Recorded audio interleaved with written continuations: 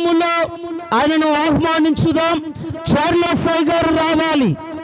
ముఖ్య ప్రసంగికులు పరిశుద్ధాత్ముడు తర్వాత చార్లెస్ ఐ గారు రావాలి.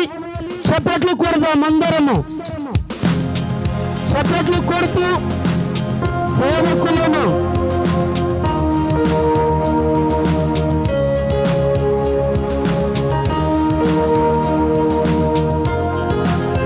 వెల్కమ్. దేవునికి స్తోత్రం కలుగునుగాక. చేతులెత్తాలి, స్తోత్రం కలుగునుగాక. రైట్. ఈ సమయమును ఇంకా అధ్యక్షుడైనటువంటి పాలకినాయ్ గారితోనూ, తర్వాత టీఎస్పీ కమిటీ అధ్యక్షుడైనటువంటి జాస్వాయ్ గారితోనూ పంచుకున్నప్పుడు మరి దేవుడు తెలిసాడు, మరి దేవుడు పేరు చేశాడు అంటున్నారు, దేవుడు చెప్పాడు అంటున్నారు. కాబట్టి మేము కూడా సహకరిస్తామని చెప్పి వాళ్ళు కూడా ముందుకు వచ్చినామంటే వారి ఇద్దరి నాయకులను బట్టి నేను ఎందుకంటే దేవుని స్తుతిస్తున్నాను. హల్లెలూయా. మంచిది. మరి ఆ విధంగా ప్రార్థనలు పెడుతున్నాము. మరి ఈ డేటే నాకు దేవుడు ఇచ్చాడు. మరి దీని మేము మాట్లాడతాము. కొన్ని రోజులు ఉపవాసాలు ఉండి ప్రార్థనలు ఉండి ఇలాగన మరి ఏం చెప్పాలా ప్రభావం ప్రార్థిస్తున్నప్పుడు దేవుడు నాకు 4 విషయాలు తెలియజేశాడు. ఆ 4 విషయాలు మనం దేవుని మేము మాట్లాడతాముగా చక్కగా మనం విందాము. ఈ అవకాశం ఇచ్చినటువంటి మొట్టమొదటిగా పరిశుద్ధాత్మ దేవునికి, పరమ తండ్రికి, యేసేకు మనందరూ ఉన్న చేతుల పైకి దేవునికి స్తోత్రాలు చెల్లిద్దాం. హల్లెలూయా. అలాగే పిలువగానే మరి ఐపీసీ నాయకులైనటువంటి ప్రెసిడెంట్ గారు, Anantapuram district, Kadapa district area వంటి ప్రెసిడెంట్ గారు మన మధ్యలో ఉన్నాడు. అయ్యగారితో కూడా ఇలా చెప్పినప్పుడు అయ్యగారు సంతోషపడ్డారు. మరి దీని మహాకృపను బట్టి అయ్యగారు కూడా మరి మన మధ్యలో ఉండడము మనకందరికీ ఎంతైనా ఆశీర్వదకరం. చాలా వందనాలు. ఎందుకంటే ఐపీసీలో ఉన్నటువంటి ఈ చిన్న సేవకుడు మరి మీటింగ్ పెడుతున్నప్పుడు పెద్ద సేవకులు రావడం చాలా తక్కువ. ఒక ఫీలింగ్ మనకుంటుంది, వాడు చెప్తే నేను పోవాలా.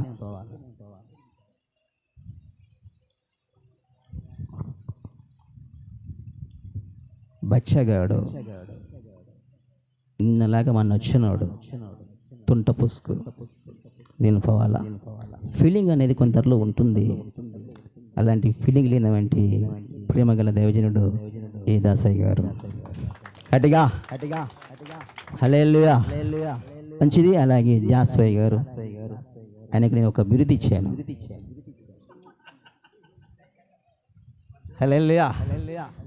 ఆయనకు ఒక నేను ఇవ్వడం కాదు, ప్రభు క్షమించండి. ప్రభు నా మనసులో ఉంచినటువంటి మాట, ఆ మాటను దేవుడు విడుదల చేశాడు. ఏం పేరు? సింహం. హల్లెలూయా. చెప్పలు కొడుతూ గట్టిగా గట్టిగా. ఆయనలో నేను కొన్ని లక్షణాలు చూశాను, నాయకులు ఉన్నటువంటి లక్షణాలు చూశానండి. అది చూసినప్పుడు అతనికి సపోర్ట్ చేయడము నేను ఇష్టపడ్డా. అవి ఉండాలి, డబ్బులు ఉన్నా లేకపోయినా నాయకుడు ఉన్నటువంటి లక్షణాలు తెంపు, త్యాగం, నిలబడడం, ధైర్యంగా నిలబడని ఉన్నానని భరోసా ఇవ్వడం. అంతేనండి. అవసరం ఉన్నప్పుడు వాడుకుని అవసరం మెక్క చేతెత్తడం కాదండి నాయక లక్షణాలు. అలాగే ఇంకొక వ్యక్తిని చూస్తాను నేను, అతను మంచి లక్షణాలు ఉన్నాయి. అతనికి కూడా దేవుడు ఒక బిరుదు ఇచ్చాడు. ఏంటదే? పులి. ఎవరైనా పాలకిరేన్. చెప్పలు కొడుతూ గట్టిగా గట్టిగా. అది ఎవరు చెప్పలేదు, దేవుడు నా మనసులో ఉంచాడు, రిలీజ్ చేశాను. దేవుడు వాటిని స్థిరపరుస్తూ వచ్చాడు. గట్టిగా హల్లెలూయా. అవునండి, వినండి. ఆ దినంలో యాకోబు పిల్లలను కూడా దేవుడు పోల్చాడు. హల్లెలూయా. ఇశ్రాయేలు నీ పిల్లలు ఇలాగ ఇలాంటి వారు. దేవుడు ఊరికి మాట్లాడాడండి. చాలేసి ఏదో మాట్లాడుతున్నాడంటే నేను మామూలుగా స్నేహంతో కలిసి మాట్లాడతాను, నవ్వుతూ ఉంటాను. కానీ ఒక వర్డ్ లోపల వస్తుందంటే ఆ దేవుడే మాట్లాడుతాను గుర్తారు కాదు. అది ఎవరికి అర్థమవుతుందంటే ఆత్మీయులకి అర్థమవుతుంది. గట్టిగా చెప్పలు కొడుతూ గట్టిగా. అర్థము కాని వంటి వారు ఎలా తెలిసిందా, చాలా ఏదో మాట్లాడుతాను అబ్బా అని నవ్వుకుంటూ ఉంటాడు. నువ్వు నగినా నగకపోయినా వాస్తవం వాస్తవం హృదయంలో నాకు దేవుడికి ఉంచాడు, అదే నేను మాట్లాడుతూ ఉంటాను. ఏసీకి మహిమ కలుగును గాక. హల్లెలూయా. మరి పిలువగానే మరి చక్కగా యాడికి ఫాస్టర్ గారు మంచి దైవజనులు, మరి ఇదేమేమర్థంగా సీనియర్ అయినా మరి ఇదేమేమర్థంగా చక్కగా అక్కడ అనాల్సిన గడుతున్నాడు. మరి ఇలా సంగతి తిన్నప్పుడు కూడా అయ్యగారు వచ్చారు, అలాగే ఏ దాసయ్య గారు, పాలకిన గారు, అలాగే రంగనాథ శెట్టి గారు. ఏంటయ్యా మరి దీని ఏమార్థముగా మరి కొద్ది కాలంలోనే కొంచెం పరిచయము తెలుసు, అయ్యగా తెలుసు నాకు. తర్వాత చెలవుకి చాలేసి వస్తా అని చెప్పేసి మరి పెద్ద చేయగలిగినప్పుడు కూడా పిలువగానే వచ్చినవంటి అయ్యగారికి చాలా వందనాలు. అలాగే మన మధ్యలో ఉన్నవంటి ప్రకాశ్ అయ్య గారు ఏంటయ్యా మరి మంచి సేవకులు. మరి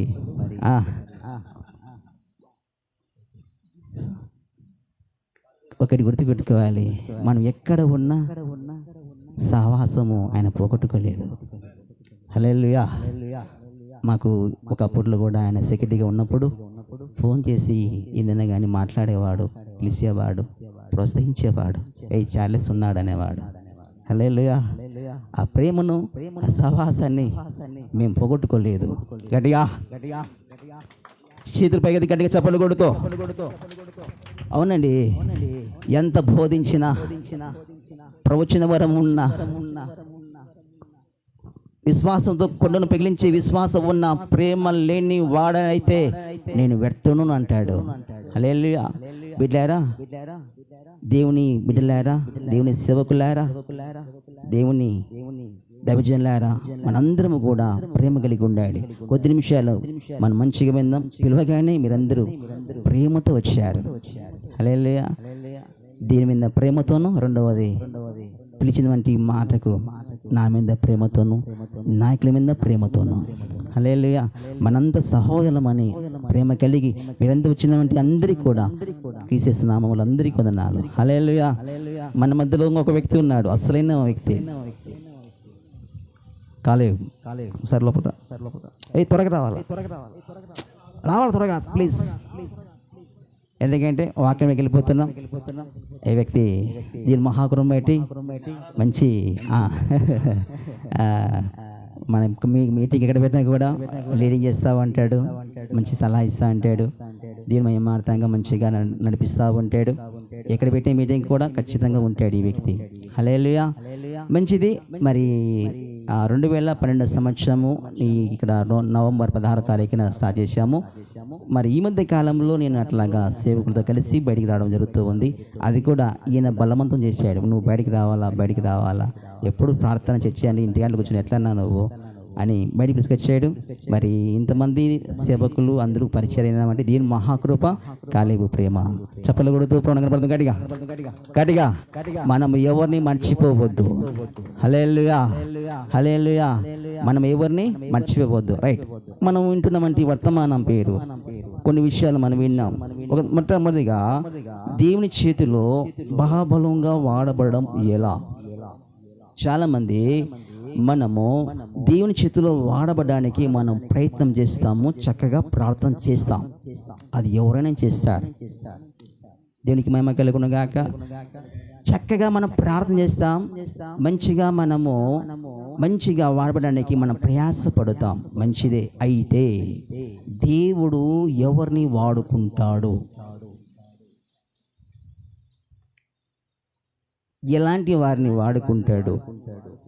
మంచి పొడుగా ఉన్నటువంటి వారిని వాడుకుంటాడా,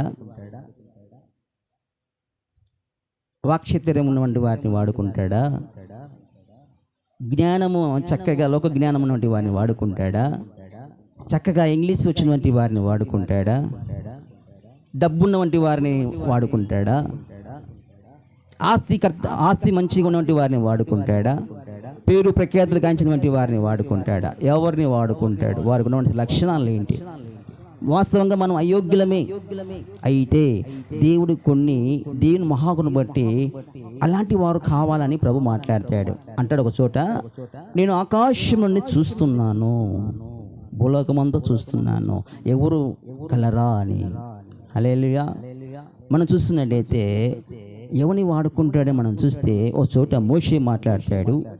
మోషే గురించి అక్కడ రాయబడుతుంది. హెబ్రీయులకు రాసిన పత్రిక 11వ అధ్యాయము 24వ వచనం. త్వరగా హెబ్రీయులకు రాసిన పత్రిక 11:24. మోషే పెద్దవాడైనప్పుడు విశ్వాసమును బట్టి ఐగుప్తు ధనము కంటే క్రీస్తు విషయమైన నింద గొప్ప భాగ్యమని ఎంచుకొని అల్పకాలము పాపభోగము అనుభవించుట కంటే దేవుని ప్రజలతో శ్రమ అనుభవించుట మేలని యోచించి పరో కుమారుని అనిపించుటకు ఒప్పుకొనలేదు. ఎలా అనగా అతడు ప్రతిఫలముగా కలగబోవు బహుమానమందు దృష్టి ఉంచెను. చాలు. మోషేను దేవుడు బహుబలముగా వాడుకున్నాడు. ఎందుకు వాడుకున్నాడంటే ఇది కారణం. హల్లెలూయా. ఏంటి కారణం అంటే అతడు పెద్దవాడైనప్పుడు ఈ విధంగా ఉన్నాడంట.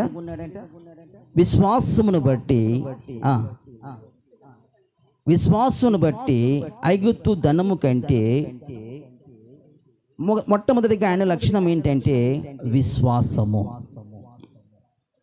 దేవునికి మహిమ కలుగును గాక. విశ్వాసమును బట్టి అనే అక్కడ వాక్యం తెలియజేస్తూ ఉంది. సేవకులను వంటి మనము, సంఘాన్ని నడుపుతున్నటువంటి మనము, నడిపిస్తున్నటువంటి మనలో ఏమున్నారని ప్రభు కోరుతున్నాడు? విశ్వాసము కోరుతున్నాడు. మనకే సరిగ్గా విశ్వాసం లేకపోతే విశ్వాసం నువ్వేం చెప్తావు?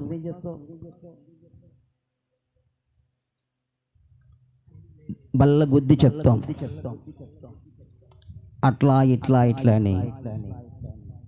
కానీ నీ వరకు వచ్చే బేబేలు కొడతావు. హల్లెలూయా, హల్లెలూయా. బిడ్డలారా, దైవజనులారా, దేవుని సేవకులారా, దేవుని మహిమార్థంగా ప్రభు మనలో చూస్తున్నటువంటిది ఏంటంటే, మోషేతో మాట్లాడుతున్న మాట ఏంటంటే, మోషే పెద్దవాడైనప్పుడు విశ్వాసమును బట్టి. ఏంటి ఆయన విశ్వాసం అని చూస్తే, ఐగుప్తు ధనము కంటే చదవనమ్మా, క్రీస్తు విషయమైన ఎంచుకున్నాడండి. అంటే తీర్మానం చేసుకున్నాడు. సేవకుల వంటి మనలో ఉన్న లక్షణాలు ఒకటి విశ్వాసం. యేసు ప్రభు నన్ను పిలిచాడు, ఆయన నన్ను వాడుకుంటాడు. యేసు ప్రభు పొమ్మని చెప్పాడు మన చోటికి, నన్ను మంచిగా నిలబెడతాడు. విశ్వాసం నీలో ఉండాలి. రెండవది, మనకంటూ ఒక తీర్మానం ఉండాలి. ఏంటి తీర్మానం? నేను దేవుని నమ్ముకున్నాను, ఇంకా లోకం వైపు చూడవద్దు. ఐగుప్తు ధనము కంటే నింద గొప్ప భాగ్యమని ఎంచుకున్నాడంటే, గొప్ప భాగ్యమని ఎంచుకున్నాడు. కష్టాలైనా, శ్రమలైనా, ఒదుదుడుకులైనా నింద గొప్ప భాగ్యమని ఎంచుకొని కొంతమంది తట్టుకోలేక వెళ్ళిపోతూ ఉంటారు. కొంతమంది సంఘం విడిచిపెట్టి, సేవ విడిచిపెట్టి వెళ్ళిపోతుంటారు. మా చేత కాదంటూ వెళ్ళిపోతూ ఉంటారు. కొంతమంది వెనకంజ వేస్తూ ఉంటారు.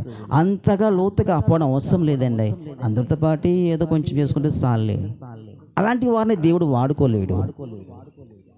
హల్లెలూయా. నీకంటూ ఒక తీర్మానం ఉండాలి, నువ్వు ఒక ప్రత్యేకత ఉండాలి. అందరి వాళ్ళు కాదు నేను పిలిచింది దేవుడు. పాలకిరణ్ అయ్య గారు వేరు, జాస్వాయ్ గారు వేరు, ఏదాసయ్య గారు వేరు, రంగనాథ్ రెడ్డి గారు వేరు, ప్రకాశ్ అయ్య గారు వేరు, సాల్మున్నయ్య గారు వేరు, జాన్ ముస్సే వేరు, చార్లెస్ వేరు. ఒక్కొక్కరిని ఒక విధముగా దేవుడు పిలుచుకున్నాడు. జాగ్రత్త కలిగి మనం ఏ విశ్వాసముతో మనం ప్రభు పిలుచుకున్నటువంటి వాడు నమ్మదగిన దేవుడు అని మనం గుర్తిరిగి విశ్వాసముతో నువ్వు నమ్మాలి. నిజమైన దేవుని విశ్వాసంతో నమ్ముకోకుండా నువ్వు ఏదో అలాగా టూకీగా భక్తి చేసుకుంటూ సంఘం నడుపుతుంటే దేవుడు నేను వాడుకోలేడు. హల్లెలూయా. విశ్వాసం నీలో ఫెయిత్ అనేది ఉండాలి. ఏంటి ఫెయిత్, ఏంటి విశ్వాసం? నేను ఆ దినమున వచ్చాను, 2012 సంవత్సరంలో ఈ గ్రామానికి వచ్చాను. ప్రభు నాకు చూపించాడు, ఈ గ్రామానికి వెళ్ళు అని. వచ్చినప్పుడు తర్వాత మళ్ళీ ఇంటికి వెళ్ళిపోయినాను. బాడికి నాకు ఈ ఊరు ఇవ్వలేదు. తర్వాత ప్రభు మాట్లాడాడు, నీకు సపరేట్గా ఒక ఇల్లు సిద్ధపరిచినాను, వెళ్ళు అన్నాడు. తాళం వేయబడిన వంటి వీళ్ళని ప్రభు నాకు చూపించాడు. ఆ విధంగా చూపించినప్పుడు మరలా వచ్చినప్పుడు ఇక్కడ ఒక ఇల్లు కనిపినప్పుడు ఆ ఇంట్లో తాళం వేయబడింది. అమ్మ, ఈ ఇల్లు ఏమైనా ఖాళీగా ఉందంటే, ఖాళీగా ఉంది గారు. స్థానిక సంఘస్థులే సాక్షులు, వాళ్ళకి ఈ గ్రామం కాబట్టి ఖాళీగా ఉంది. కానీ ఆ ఇంట్లో ఎవరు ఉండలేరు. ఒక ఆమె చనిపోయింది, కనబడుతూ ఉంటుంది రోడ్డు మీద కూడా. సాయంకాలము 6:30 దాటితే లోపలికి బయట ఉన్న వాళ్ళు, ఇంట్లో అంటే బయటికి వారు ఎవరు రారు. అప్పుడు కరెంటు కూడా లేవండి. హల్లెలూయా. అలాంటి సందర్భంలో ప్రభు మాకు చూపించాడు. మేము ప్రభు మాటకు లోబడుతున్నాం. మీ ఇల్లు మేము తీసుకుంటాం, మీకు అభ్యంతరమా? బంగారంగా తీసుకోండి అయ్యా. తీసుకున్నాం, ఇంటూ ఉంటున్నాం. అప్పుడు నాకు జ్యోతి పుట్టింది, పెద్ద పాప ఒకటి పుట్టింది. రెండో పాప కేజీరానికి పాస్టమ్మ గారు గర్భవతిగా ఉన్నారు. ఆ టైంలో వచ్చాం. మరి అలాగున ఇంటూ ఉన్నప్పుడు కొంతమంది మాట్లాడారు, అయ్యా నీ భార్య గర్భవతిగా ఉంది, నీవు నీ భార్య నువ్వే అలాగున్నారు, నీ భార్య గర్భవతిగా ఉంది, చిన్న పిల్లని పెట్టుకొని ఉన్నావు, ఈ ఇంటూ ఉండడం నీకు మంచిది కాదు. హల్లెలూయా. చాలా మందికి కనబడుతూ ఉంటుంది. నా మాట మీరు ఇల్లు మార్చండి చెప్పారు, చాలామంది చెప్పేవాళ్ళు ఉన్నారు. ఇప్పుడు నీ విశ్వాసం ఏంటి? ప్రభువు చెప్పిన ప్రకారంగా వెళ్తావా? వాళ్ళు చెప్పిన ప్రకారంగా వెళ్తావా? రిమికి లవరామ షందరా బరి లవరా బర్రి కింద లవరామ. విశ్వాసం ఫెయిత్ ఏంటి? ప్రభు చెప్పిన పిలుపుని బట్టి నడుస్తావా? లేకపోతే ఎవరు చెప్పారని చెప్పేసి వాళ్ళ మాట ప్రకారం వెళ్ళిపోతావా? వాళ్ళ మాట ప్రకారం వెళ్ళిపోతే అక్కడ కార్యాలు జరగవు. వాళ్ళ మాట ప్రకారంగా నువ్వు నడుచుకున్నామంటే దేవుడు సంతోషపడడు. ఆ దినం ఒకవేళ వాళ్ళ మాట ప్రకారంగా పక్కకి వెళ్ళిపోయినంటే ఇక్కడ మన ప్రభు ఈ ప్లేస్ మనకు ఇచ్చేవాడు కాదు. ఈ విధంగా మనం ఇక్కడ కూడుకున్న వారము కాదు. ఆ విధంగా మాట్లాడినాను. అమ్మ, ఏమన్నా కానీ దేవుడు మాతో ఉన్నాడు, ప్రభు తీసుకోమన్నాడు, తీసుకున్నాం. మేము ఆయన నమ్ముకున్నాం, దేవుడు మా పక్షంగా ఉన్నాడు, మాకేమీ కాదు. గట్టిగా హల్లెలూయా. విశ్వాసం, విశ్వాసముతో నువ్వు దేని మీద ఆధారపడాలి. నీకు సమస్యలు ఉండవచ్చు, ఒకవేళ నీకు అనారోగ్యం ఉండవచ్చు. విశ్వాసముతోనే మనం ముందుకెళ్తున్నప్పుడు నీకు ఒకవేళ షుగర్ ఉంది, బీపీ ఉంది, ప్రార్థన చేస్తాం పాస్టర్ గారు అన్నప్పుడు ఆ చేయండి పాస్టర్ గారు అని మనం విశ్వాసం ఇవ్వించుకుంటాడు. ఒకవేళ నీకు వస్తే సేవకులు ప్రార్థన చేస్తే మళ్ళీ వెళ్ళిపోతావు. ఎక్కడ నీకు ఈ విశ్వాసం? ఏమనుకోవాకండి, వాక్యం కరెక్ట్. దేవుని మహిమార్థముగా ప్రభువు మాట్లాడిన మాట, విశ్వాసముతో నువ్వు అడుగువే. ప్రభుకు అసాధ్యం అంటూ ఏమీ లేదు. ఒకసారి దేవుని మహిమార్థముగా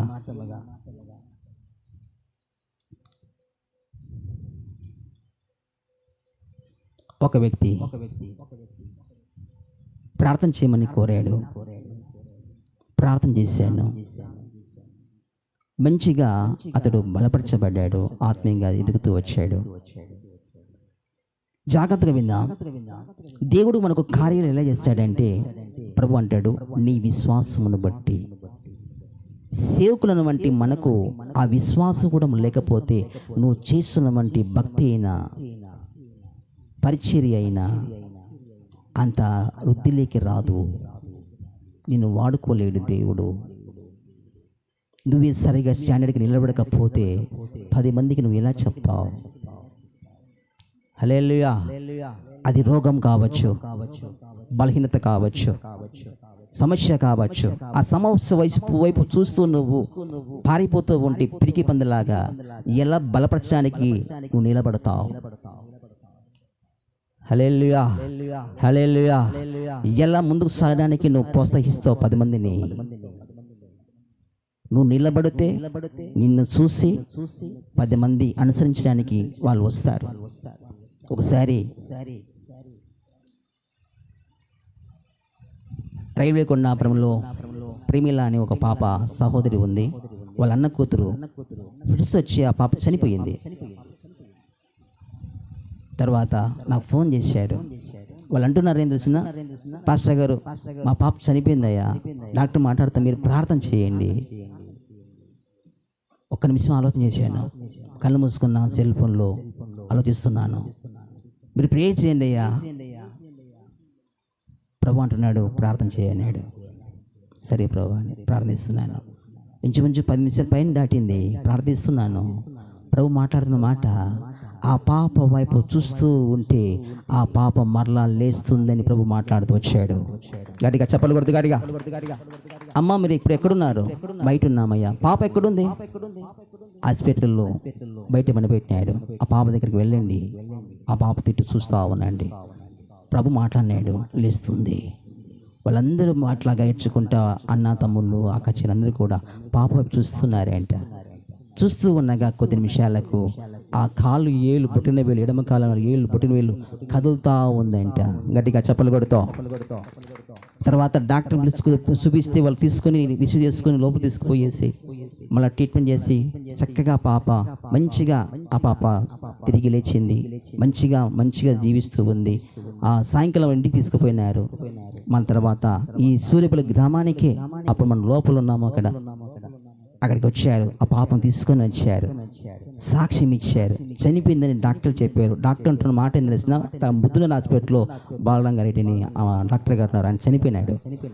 ఆ డాక్టర్ వాళ్ళు అంటున్న మాట ఏంటంటే, పాప వాస్తవంగా చనిపోయింది, మేము డెత్ సర్టిఫికేట్ రెడీ చేస్తున్నాం, మళ్ళా ఇలా బతికింది. అప్పుడు వాళ్ళు చెప్పినటువంటి మాట, అయ్యా ఇలాగ సూర్యపల్లి గ్రామంలో ఉన్నటువంటి పాస్టర్ గారు మేము పే చేయించుకున్నాం. ఆయన చెప్పాడు, చూస్తూ ఉంటే పాప లేచిందని చెప్పాడు. మేము వచ్చి చూస్తూ ఉన్నాం, దేవుడు తిరిగి లేపాడు. గట్టిగా చెప్పలు కొడుతూ గట్టిగా. విశ్వాసముతో నువ్వు ప్రకటిస్తున్నప్పుడు, విశ్వాసంతో నువ్వు మాట్లాడుతున్నప్పుడు, విశ్వాసంతో నువ్వు అలాగే ముందుకు సాగుతున్నప్పుడు దేవుడు అద్భుతంగా నువ్వు వాడుకుంటాడు. గట్టిగా చెప్పలు కొడుతూ గట్టిగా. విశ్వాసంతో నువ్వు లేకోకుండా ప్రభు చెప్పిన ప్రకారం మనం ఫాలో కావాలి. చూపిస్తేనే మనం ఫాలో కావాలి. దేవుడు చూపకపోతే నువ్వు చెప్పవద్దు, దాన్ని దొంగ ప్రవచనం అంటారు. జాగ్రత్త. హల్లెలూయా, హల్లెలూయా. దేవుడు చూపిస్తే డైరెక్ట్ లైవ్. దేవుడు చూపించాడుగా, మాట్లాడాడు కదా, ఆయన తీసుకుంటాడండి. మనకేంటి ఇంకా. మన సంఘంలో ఉన్నామంటే పేతురును ఒక వ్యక్తి ఉన్నాడు, అయ్యోళ్ళకంతా తెలుసు. చిన్న పేతురు. ఒకసారి కూర్చొని ప్రార్థన చేస్తున్నప్పుడు అబ్బాయితో మాట్లాడుతున్నాను. నాన్న దేవుడు నీకు సంతానం ఇవ్వబోతున్నాడు. మొదట కుమారుడు పుడతాడు, 2 కుమార్తె పుడుతుంది. దీని మహాగును బట్టి ఫస్ట్ కుమారుడే దేవుడిచ్చాడు. గట్టిగా చేతిపైది గట్టిగా. రెండోదిగా గర్భవతి అయినప్పుడు కొంతమంది అన్నారంట, మీ పాస్టర్ గారు ఏం చెప్పారు ప్రార్థన చేసి? కూతురు అన్నారు. లేదు, నేను చెప్తున్నా కుమారుడు పుడతాడు, వేరే వాళ్ళు చెప్పారు. ఆ విషయం నాకు చెప్పలేదు ఆ బ్రదరు. హల్లెలూయా. రెండోది దేవుడు చెప్పాడు కుమార్తె అన్నాడు. దీని మహిమార్థముగా రెండోది మంచిగా దీని మహిమార్థంగా దీని బట్టి కుమార్తెని దేవుడు ఇచ్చాడు. చెప్పలు కొడుతూ గట్టిగా. మీరు ఏమనుకోవద్దు. మాకు నేర్పినటువంటి ఒక మంచి దావజనుడు నోవెల్ అయ్య గారు. హల్లెలూయా. మేము అక్కడ బోధిస్తున్నప్పుడు, మేము ట్రైనింగ్ అవుతున్నప్పుడు మొట్టమొదటిసారిగా మేము అక్కడికి వెళ్ళాం. అయ్యగారండి అక్కడికి వెళ్ళినప్పుడు నేను ట్రైనింగ్కి వెళ్ళినాను. అలా కూర్చున్నాను, వైటిన వైపు కూర్చున్నాను. చాలా మంది సేవకులు అలా ట్రైనింగ్ అయిన వాళ్ళు వచ్చినారు. ఇలాగ చూస్తూ మేము అనుకున్నామంటే మంచి సేవకుడు అక్కడ వచ్చి బోధిస్తాడు, మేము విందామని ఆసక్తితో పేపర్ పెన్న తీసుకున్నాం, అన్నీ కూర్చున్నాం. ఆయన ఇలా చూసాడు, ఇట్లా చూసి నువ్వురా అన్నాడు. చూస్తే ఇక్కడ నేనే చూసుకుంటున్నా. ఏ బ్రదర్ నువ్వేరా అన్నాడు. ఏమో పిలుస్తాను కదా అని చెప్పేసి ఏమైనా పాట పాడేకేమని వచ్చి మెల్లగా స్టార్టింగ్ కదా కొంచెం తొడబడుకుంటూ వెళ్ళిపోయాను. అయిపోయిన తర్వాత నీ పేరు ఏం పేరు అన్నాడు. చార్లెస్ అయ్యా. చార్లెస్ గారు ఇప్పుడు ఒక అర్ధగంట వాక్యం చెప్తాడు అన్నాడు. హల్లెలూయా. ఏంటండి ట్రైనింగ్కి వెళ్ళిపోయాను, నేను ఇందాక కూర్చున్నా, సేవకులందరూ వచ్చినారు. స్టార్టింగ్ అది ఓపెనింగ్. ఆ రోజు నేను వాక్యం చెప్తాను అన్నాడు. ఏం చెప్పాలా ఫస్ట్ గారు? ఏం చెప్పాలండి? పెద్దలంతా ఉన్నారు, ఏం చెప్పాలి? హల్లెలూయా. అయితే దేవుని మహాకును బట్టి చిన్న ప్రార్థన చేసుకుని ఏం చెప్పాలి ప్రభు అని దేవుని మహాకును బట్టి దేవుడు 3 గంట అలాగా అర్ధ గంట పైన దేవుడు మంచిగా నడిపిస్తూ వచ్చాడు. చెప్పులు కూడా తొక్కుతాం కనబడుతుంది గట్టిగా గట్టిగా.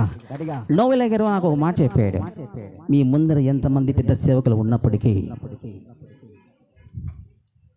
హల్లెలూయా వాళ్ళంత పెద్ద సేవకులు ఉన్నారని చెప్పేసి నువ్వు ఆలోచన చేయవద్దు. ఆలోచన చేస్తే నీ ట్రాక్ తప్పిపోతుంది. హల్లెలూయా.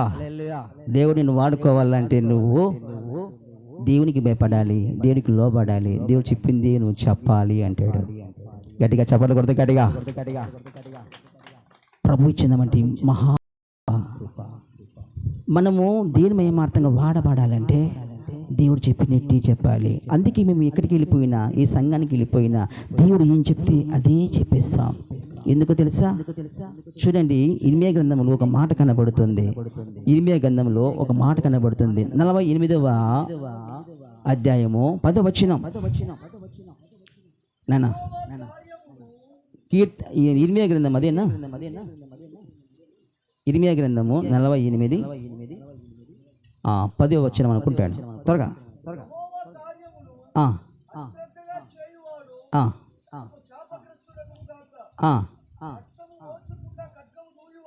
రక్తము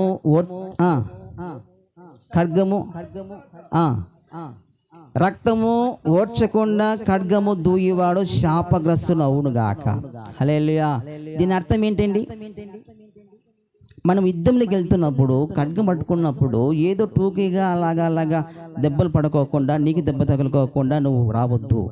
వస్తే అలాగొస్తే పెరుగు మాత్రం ఖడ్గం పట్టుకున్నావు, పెరుగు మాత్రం యుద్ధానికి వెళ్ళిపోయినావు, పెరుగు మాత్రం బయలు పట్టుకున్నావు, పెరుగు మాత్రమే వాక్యనికి వెళ్ళిపోయినావు, చక్కగా మంచిగా ముందుకెళ్తున్నావు. కానీ సంఘంలో ఏట్లు పడడం లేదు.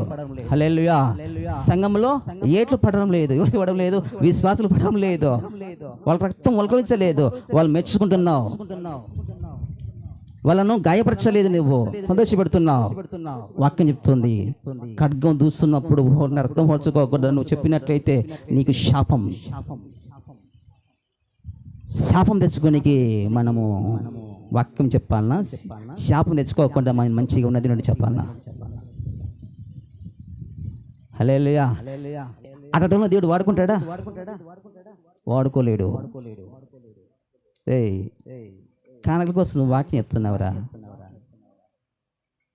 నువ్వు నా కోసం చెప్పలేదు. నిన్నట వాడుకోవాలి. నేను దేవుడు యెహోవాని వాడుకుంటాడంటే ఖడ్గం దూస్తున్నప్పుడు వెనక ముందు చూడకూడదు. నువ్వు యుద్ధంలోకి వెళ్తున్నప్పుడు ఖచ్చితంగా నీకేం రక్తం కారాల్సిందే, వాళ్ళకి రక్తం కారాల్సిందే, నీకు నింద రావాల్సిందే, తప్పదు. వచ్చారాని నిందలో ఈ పాస్టర్ గారు ఒకసారి మీటింగ్ పెడితే అక్కడ పెడితే పోవద్దు. వచ్చారాని నిందలో రోషం కోసం నిలబడాలా, దేవుడు చెప్పిందే చెప్పాలా. ఏ సంఘానికి పిలుస్తాడు ఆ సంఘంలో సంఘ కాపని చూస్తూ ఇతను మళ్ళీ పిలవలేడు చెప్పేసి 2 మాటలు చెప్పేసి 100 అని చెప్పేసి వస్తే నేను ప్రభు నేను వాడుకోడు. గట్టిగా చెప్పలు కొడుతూ కొంతమంది అంటారు, అట్టయితే పాస్టర్ గారు నేను పిలవరు. పిలిచింది ఎవరండి? ఫస్ట్ ఎవరు? దేవుడు. ఈ పాస్టర్ గారా? ఈ కాలంలో ఎంతమంది సేవకులు అలాగుంటారు? మీరంతా మంచోళ్ళు, మీరు కాదు. కొంతమంది ఎంతమంది ఎలాగున్నారు అలాగా. దేవుని చేతులు మనం బహుబలంగా వాడబడాలంటే నువ్వు ఖడ్గం చూసినప్పుడు రక్తం కారాల్సిందే. విశ్వాసులకైనాను అక్కడ వంటి ఎవరికైనాను చక్కగా దేవుడు చెప్పింది చెప్పాల్సిందే. దాచిపెట్టవద్దు. దాచిపెట్టి వాళ్ళు విసుకుంటారేమో, గొనుక్కుంటారేమో, నన్ను మెచ్చుకోరేమో, నన్ను మంచిగా మళ్ళీ పిలవలేరేమో అని నువ్వు అనుకుంటే దేవుడు అట్లే నేను వదిలేస్తాడు. బాధ అండి దేవునికి. నేను పిలిచాను నిన్ను సంఘాలను బలపరచడానికి, నేను పిలిచాను సేవకులను బలపరచడానికి, నేను గ్యాదరింగ్ చేశాను, నిన్ను పిలిచాను, నీకు కృప ఇచ్చాను, సమయం ఇచ్చాను, నీకు ప్రాణం పెట్టి నీకోసం ప్రాణం పెట్టాను, రక్షించుకుని పిలుచుకాను. ఎక్కడో నున్నటువంటి వాడవు, నీవు తాగబోతుడవు, తిరిగి వాడవు, అయోగ్యుడవు, ఎక్కడో నువ్వు పడిపోయినటువంటి వాడిని నిన్ను పిలుచుకున్నాను, ప్రేమించాను, నిలబెట్టాను. నువ్వు నా కోసం ఏం చేస్తున్నావు? డబ్బు కోసం చూసుకుంటున్నావా? ధనం సంపాదించుకొని చూసుకుంటున్నావా? నా కోసం నువ్వు కష్టపడి ఉన్నది ఉండగా చెప్పడానికి ప్రయాసపడుతున్నావా? నేను ఇచ్చిన సొమ్ము నువ్వు ఏం చేస్తున్నావు? కష్టపడి మంచిగా పరిచర్యలు ఖర్చు పెడుతున్నావా? నీ పోషణ అంటూ, నీ పిల్లల పోషణ అంటూ, చదువులు అంటూ దానికోసం ఎత్తి పెట్టుకుంటున్నావా? అలాంటి వారిని దేవుడు వాడుకోలేడు.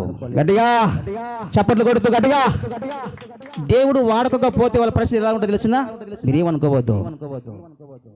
అక్కడ డబ్బులు వస్తే వాళ్ళు 5,000 ఇస్తారా, వీళ్ళు 10,000 ఇస్తారా, వీళ్ళు 3,000 ఇస్తారా, ఎక్కడ మీ మీటింగ్లో ఆగిపోదాంపా. ఇదేంటి వాళ్ళ వ్యవహారాలు? ఏమనుకోవద్దండి. వాక్యం కరెక్టో. దేవుని చేతులు బలంగా వాడబడాలంటే ఇది కరెక్టో. దేవుడిని విడిచిపెట్టాడంటే నువ్వు ఎక్కడికి పోతావు తెలిసినా? వాళ్ళు 3,000 ఇస్తారు, 5,000 ఇస్తారు, వీళ్ళు 10,000 ఇస్తారు, చాలు. ఆ సపోర్ట్ వస్తుంది చాలు. అది కాదండి.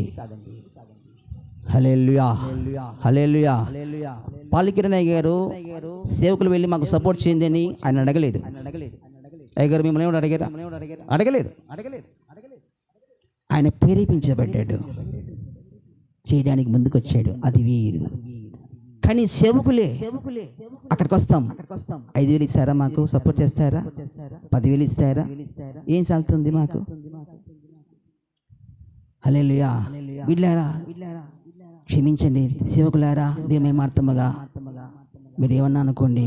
వాక్యం కరెక్ట్. ప్రభు నన్ను వాడుకోవాలంటే ప్రభు చెప్పింది నా మనసులో పెట్టింది నేను చెప్పడము న్యాయము, అదే ధర్మము.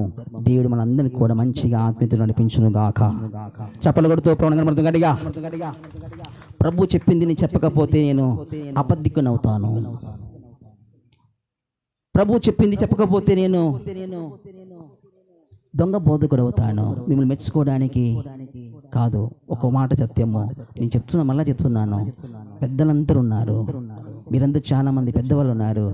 మీ గోటి కూడా నేను లోన్ కానండి. హల్లెలూయా. ఒక గాడిద పిల్లన మాత్రమే నేను.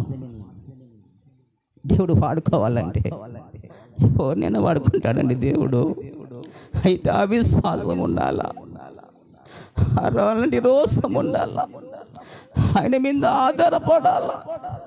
దేవుని మీ వార్తగా జీవించడానికి మనం ఎప్పుడైతే త్యాగం చేస్తామో, మోషే త్యాగం చేశాడండి. అక్కడ విశ్వాసంతో ఉన్నాడు. రెండోది సమర్పించుకున్నాడు, తీర్మానం చేసుకున్నాడండి. నాకు అవి అవసరం లేదు, ఐగుప్తు ధనం అవసరం లేదు, నిందరు గొప్ప భాగ్యం ఎంచుకున్నాడండి, తీర్మానం చేసుకున్నాడండి. నీ తీర్మానం ఏంటి? నీ విశ్వాసం ఏంటి? మూడోది చూస్తే ఆయనలో త్యాగం ఉందండి, త్యాగం ఉంది. అన్ని విడిచిపెట్టేశాడండి. ఏం విడిచిపెట్టావు నువ్వు? అన్ని సంపాదించుకుంటున్నావా? విడిచిపెట్టేసావా?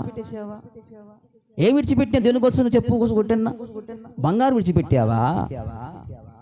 స్థలం వదులుకున్నావా? నీ రక్త సంబంధం వదులుకున్నావా? ఏమి త్యాగం చేసావు నువ్వు? ఏమి త్యాగం చేసావు చెప్పు?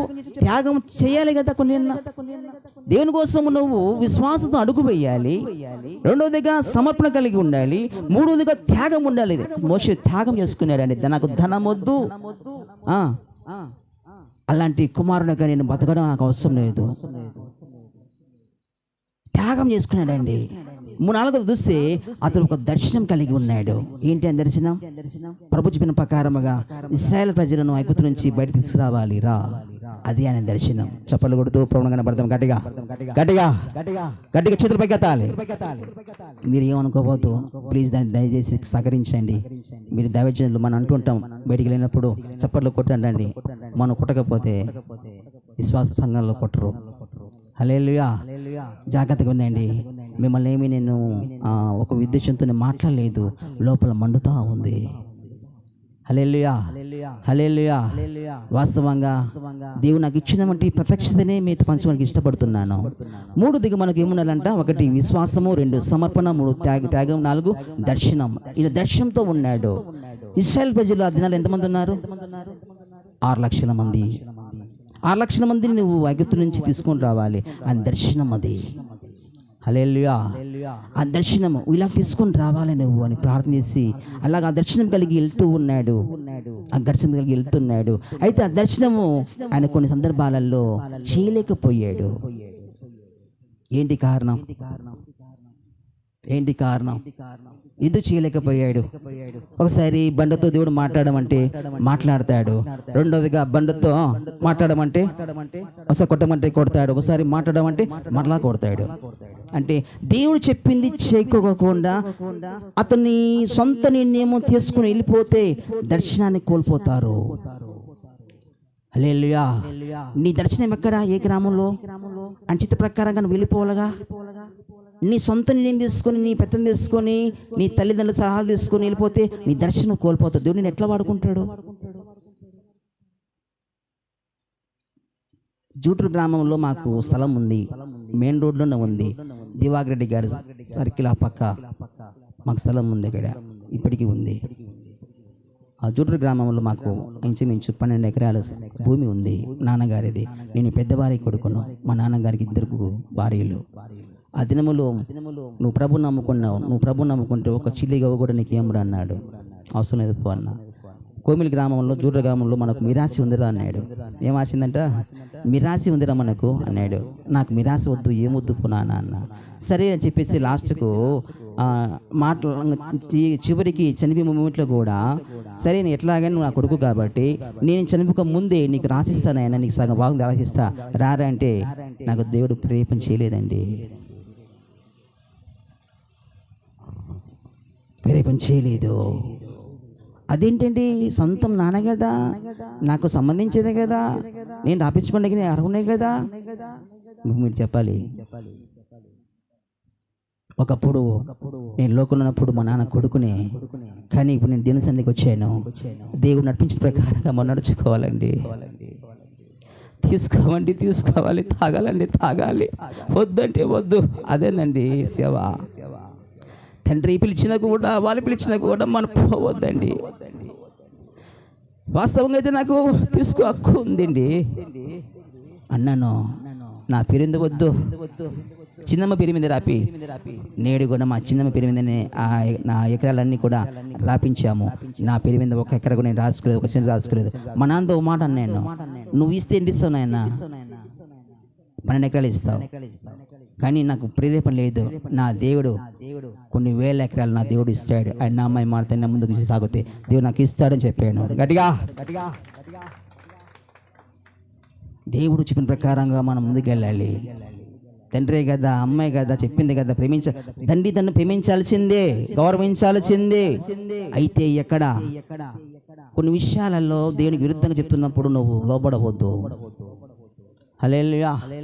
కొన్ని విషయాలలో నువ్వు దేవుని ఏమార్తంగా పోకోకుండా వాళ్ళు చెప్పారని చెప్పేసి వెళ్ళిపోతే దేవుడు వాడుకోలేడు. లాస్ట్గా మాట అన్నాడు, జుట్టులో కట్టరా, నువ్వు మందిరం కావాలంటే మనకు స్థలం ఉంది నాయన, కోమిలు కట్టరా, మనకు స్థలం ఉంది, కోమిలు కూడా స్థలం ఉంది, రోడ్లో నీ పక్కనే ఉంది, కట్టరా అని అన్నాను. నేను సొంత స్థలం నాయన, సూర్యపూల స్థలం తీసుకుంటే కొన్ని లక్షలు పెట్టాలా, ఎందుకురా, అవి మనం మిగుతాయిరా, వీటి కడుతురా నేను అన్నాను. అది కాదు నాయన సేవ. సొంత ఇళ్ళల్లో, సొంత గ్రామాలలో, లేదంటే స్థలంలో ప్రభు చూపిస్తే అది కట్టచ్చు నాయన, అది వేరు. అయితే నాకు ప్రభు చూపలేదు నాన్న. స్థలం ఉందండి అక్కడ, ఫ్రీ, అది రోడ్లోనే ఉంది, ఆ పక్క కోమిల్లో ఉంది, జూటూరులో ఉంది, లక్షలు మిగిలితే మాకు. ప్రభు చెప్పాడు, నో అది కాదు, ఇది అన్నాడు. ఈ స్థలం మాకు దేవుడు 6 సంవత్సరాలు చూపిస్తూ వచ్చాడు. 6 సంవత్సరాల తర్వాత ఈ స్థలం ప్రభు మాకు ఇచ్చాడు. గట్టిగా విశ్వాసం, త్యాగం, దీనికోసం ఖర్చు పెట్టడం. కొన్ని లక్షలైనను నా భార్య పేరు మీద కానీ, నా పిల్లల మీద కానీ 1 రూపాయి కూడా మా బాండు లేదు, అకౌంట్లో డబ్బులు మేము వేసుకోలేదు. దేవుడే సాక్షి. దేవుడు ఏమార్థంగా నేను చెప్తున్నప్పుడు ఏదైనా అబద్ధమైతే నేను శాపగ్రస్తుని అవుతాను. ఇప్పుడు వాడుకోవాలంటే ఊరికి వాడుకుంటాడా? ఏం త్యాగం చేస్తున్నావు నువ్వు? పిసినారితనంగా ఉంటావు. దక్షిణ భాగం నీ ఆత్మ తండ్రికి ఇవ్వలేవు.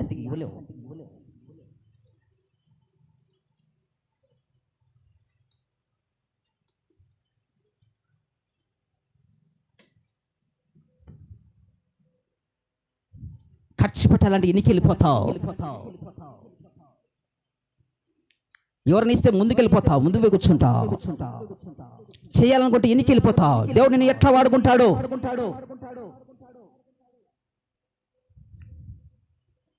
ఎట్లా వాడుకుంటాడండి దేవుడు? ఊరికే వాడుకుంటాడా? వీళ్ళు త్యాగముందా? ప్రభా వాడుకో నాయన, ప్రభా వాడుకో, ప్రభా దీవించిన ఆయన, దీవించిన ఆయన. తిక్కోడ గమ్ముంటరా నువ్వు అంటాడు దేవుడు. త్యాగముందా? సేవకులు నుండి మనం మాదిరికరంగా ఉండాలి. ఆ మాదిరి లేకపోతే ఏం చెప్తామంటే, అక్కలారా అమ్మలారా మీరు ఇవ్వండి, దశంభాగాలు ఇవ్వండి. నువ్వు ఇస్తున్నావా?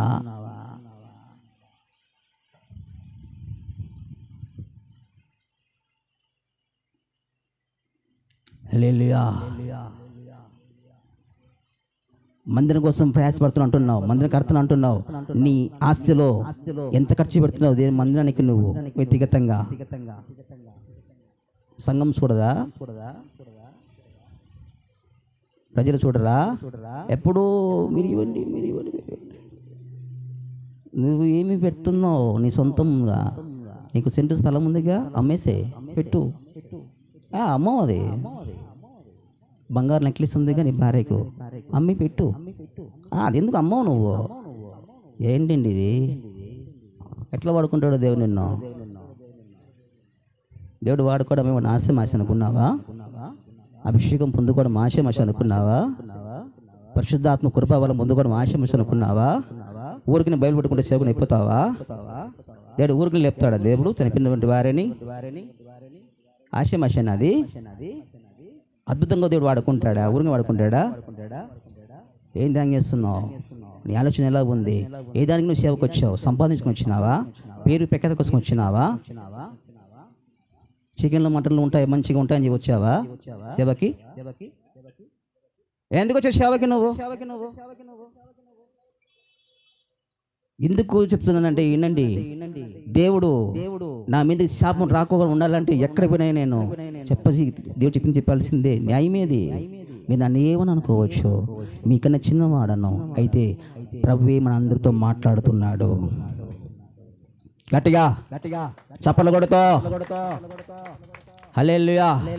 చెన్నై గ్రామంలో చాలా మంది వస్తారు, విశ్వాసులు కాదు సేవకులు. హైదరాబాద్లో చాలా మంది వస్తారు, విశ్వాసులు కాదు సేవకులు. అక్కడ కూడా సేవకులు ఏర్పాటు చేసుకుంటారు. మన దగ్గర 50 మంది వచ్చారేమో, 100 మంది వస్తారు అక్కడ.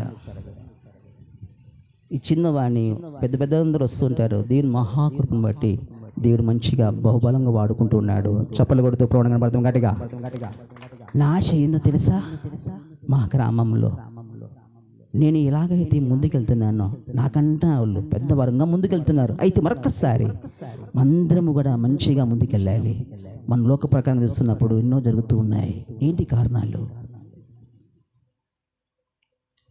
సమర్పణ లేదు సరిగా,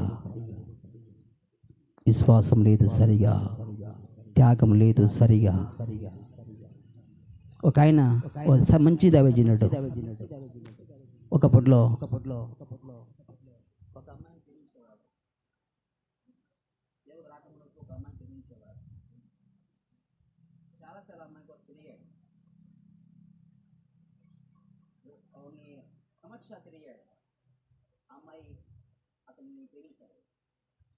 సేవకు వచ్చిన తర్వాత మంచిగా వాడబడుతున్నప్పుడు వాల్పోస్టులు చూసి, ఓహో ఆయన కదా నా క్లాస్మేట్ కదా, ఫోన్ కాంటాక్ట్, నేను ఫలానా, నువ్వు నన్ను నా కోసం 100 సంవత్సరాలు నువ్వు చూస్తున్నా కదా, నేనే నీతో మాట్లాడాలి. అన్న మాట ఏం తెలిసిన? ఓహో అమ్మా మీరా, అక్క మీరా, బా ఏం వర్డ్ వచ్చిందండి. అమ్మా మీరా, అక్క మీరా, బాగున్నారక్క? ఎంతమంది పిల్లలు? నీ భర్త బాగున్నాడా? మీకోసం ప్రార్థన చేస్తా. ఏంది అక్క అంటావు? ఏంది అమ్మ అంటావు? నేను పేరుతో పిలుస్తూ, అమ్మా నువ్వు నాకు చెల్లితో సమానం, అక్కతో సమానం. నాకు అప్పుడు అట్లనే చేసినావు కదా, నేనంటే ఇంత ఇష్టపడేవాడే కదా. ఇప్పుడు ఏమైంది? ఒకప్పుడు లోకంలో ఉన్నప్పుడు అలాగే ఇష్టపడేవాడిని, వాస్తవమే. అయితే నేను ఇప్పుడు ఒక అతనికి భార్యనైపోయాను. బా ఏం వడ్డండి, ఒక అతనికి నేను భార్యనైపోయినాను. నా మొగుడు ఉన్నాడు, హల్లెలూయా, హల్లెలూయా. నా యజమానుడు ఉన్నాడు, ఆయన కోసం నేను ఇప్పుడు అన్ని కూడా త్యాగాలు తీసుకొని దేవుని మహిమార్థంగా దేవుని సన్నిధిలో నేను ఉన్నానని సాక్ష్యం ఇస్తాడంట. గట్టిగా చేతులు పైకైతే. త్యాగం ఉండాలండి. ఏంటి త్యాగం చేస్తావు? ఎవరైనా కనపడితే అలాంటి వారిని త్యాగాలు ఉన్నాయా? యవనస్తులైన వంటి వారు, సేవకులు. ఏదైనా నీకు వినండి, బెంగళూరులో నాకు వేరే వాళ్ళు ఒక ఎయిడ్స్ పేషెంట్ బెంగళూరులో ఎయిడ్స్ వచ్చినప్పుడు వాళ్ళకి ప్రార్థన చేసేయండి. స్వస్థమైన తర్వాత వాళ్ళు మంచి ఇంజనీరింగ్, వాళ్ళకు కారు అనుకుంటాను, ఒక అయ్యగారు కన్నా అంత చిన్న కారు, అది బ్లాక్ కారు వాడుకున్నాడు. ఆ దినాల్లోనే 2015లోనే వాళ్ళు కారు తీసుకుపోండియా అన్నారు. ప్రార్థనిస్తున్నాను, నాకు ప్రేరేపణ రాలేదయ్యా, వదిలేండి, దేవుడి చిత్రం చూస్తామన్నాను. అదేంటి పాస్టర్ గారు, మాకు దేవుడు ప్రేరేపణ చేసాడు కదా, తీసుకుపోండి అయ్యా కారు. ప్రభు అంటున్నాడు, తీసుకొచ్చుకొని నువ్వు ఏడబెట్టుకుంటావురా అన్నాడు. హల్లెలూయా, హల్లెలూయా. ఆడబెట్టుకుంటారు తీసుకొచ్చుకొని అన్నాడు. ఎక్కడో బాడిగింట్లో ఉన్నాము, చిన్నది, మా బతికినకి కష్టంగా ఉంది. హల్లెలూయా. ప్రభు నాకు ప్రేరేపణ రాలేదండి, వద్దని చెప్పేసాను. త్యాగం నీలో ఉందా? వివరణిస్తే వస్తున్నాం మాస్టర్ గారు, వస్తున్నామయ్యా. ఎప్పుడు వస్తున్నావు? ఏడాది రావాలా? వస్తున్నా, ఇప్పుడు వస్తున్నా, రేపు వస్తున్నా. ఏమంటే ఆయనకు దేవుడు ప్రేమ చేశాడంట. పదంపా. నీకు దేవుడు ప్రేమ చేశాడా? తీసుకొని చెప్పాడా?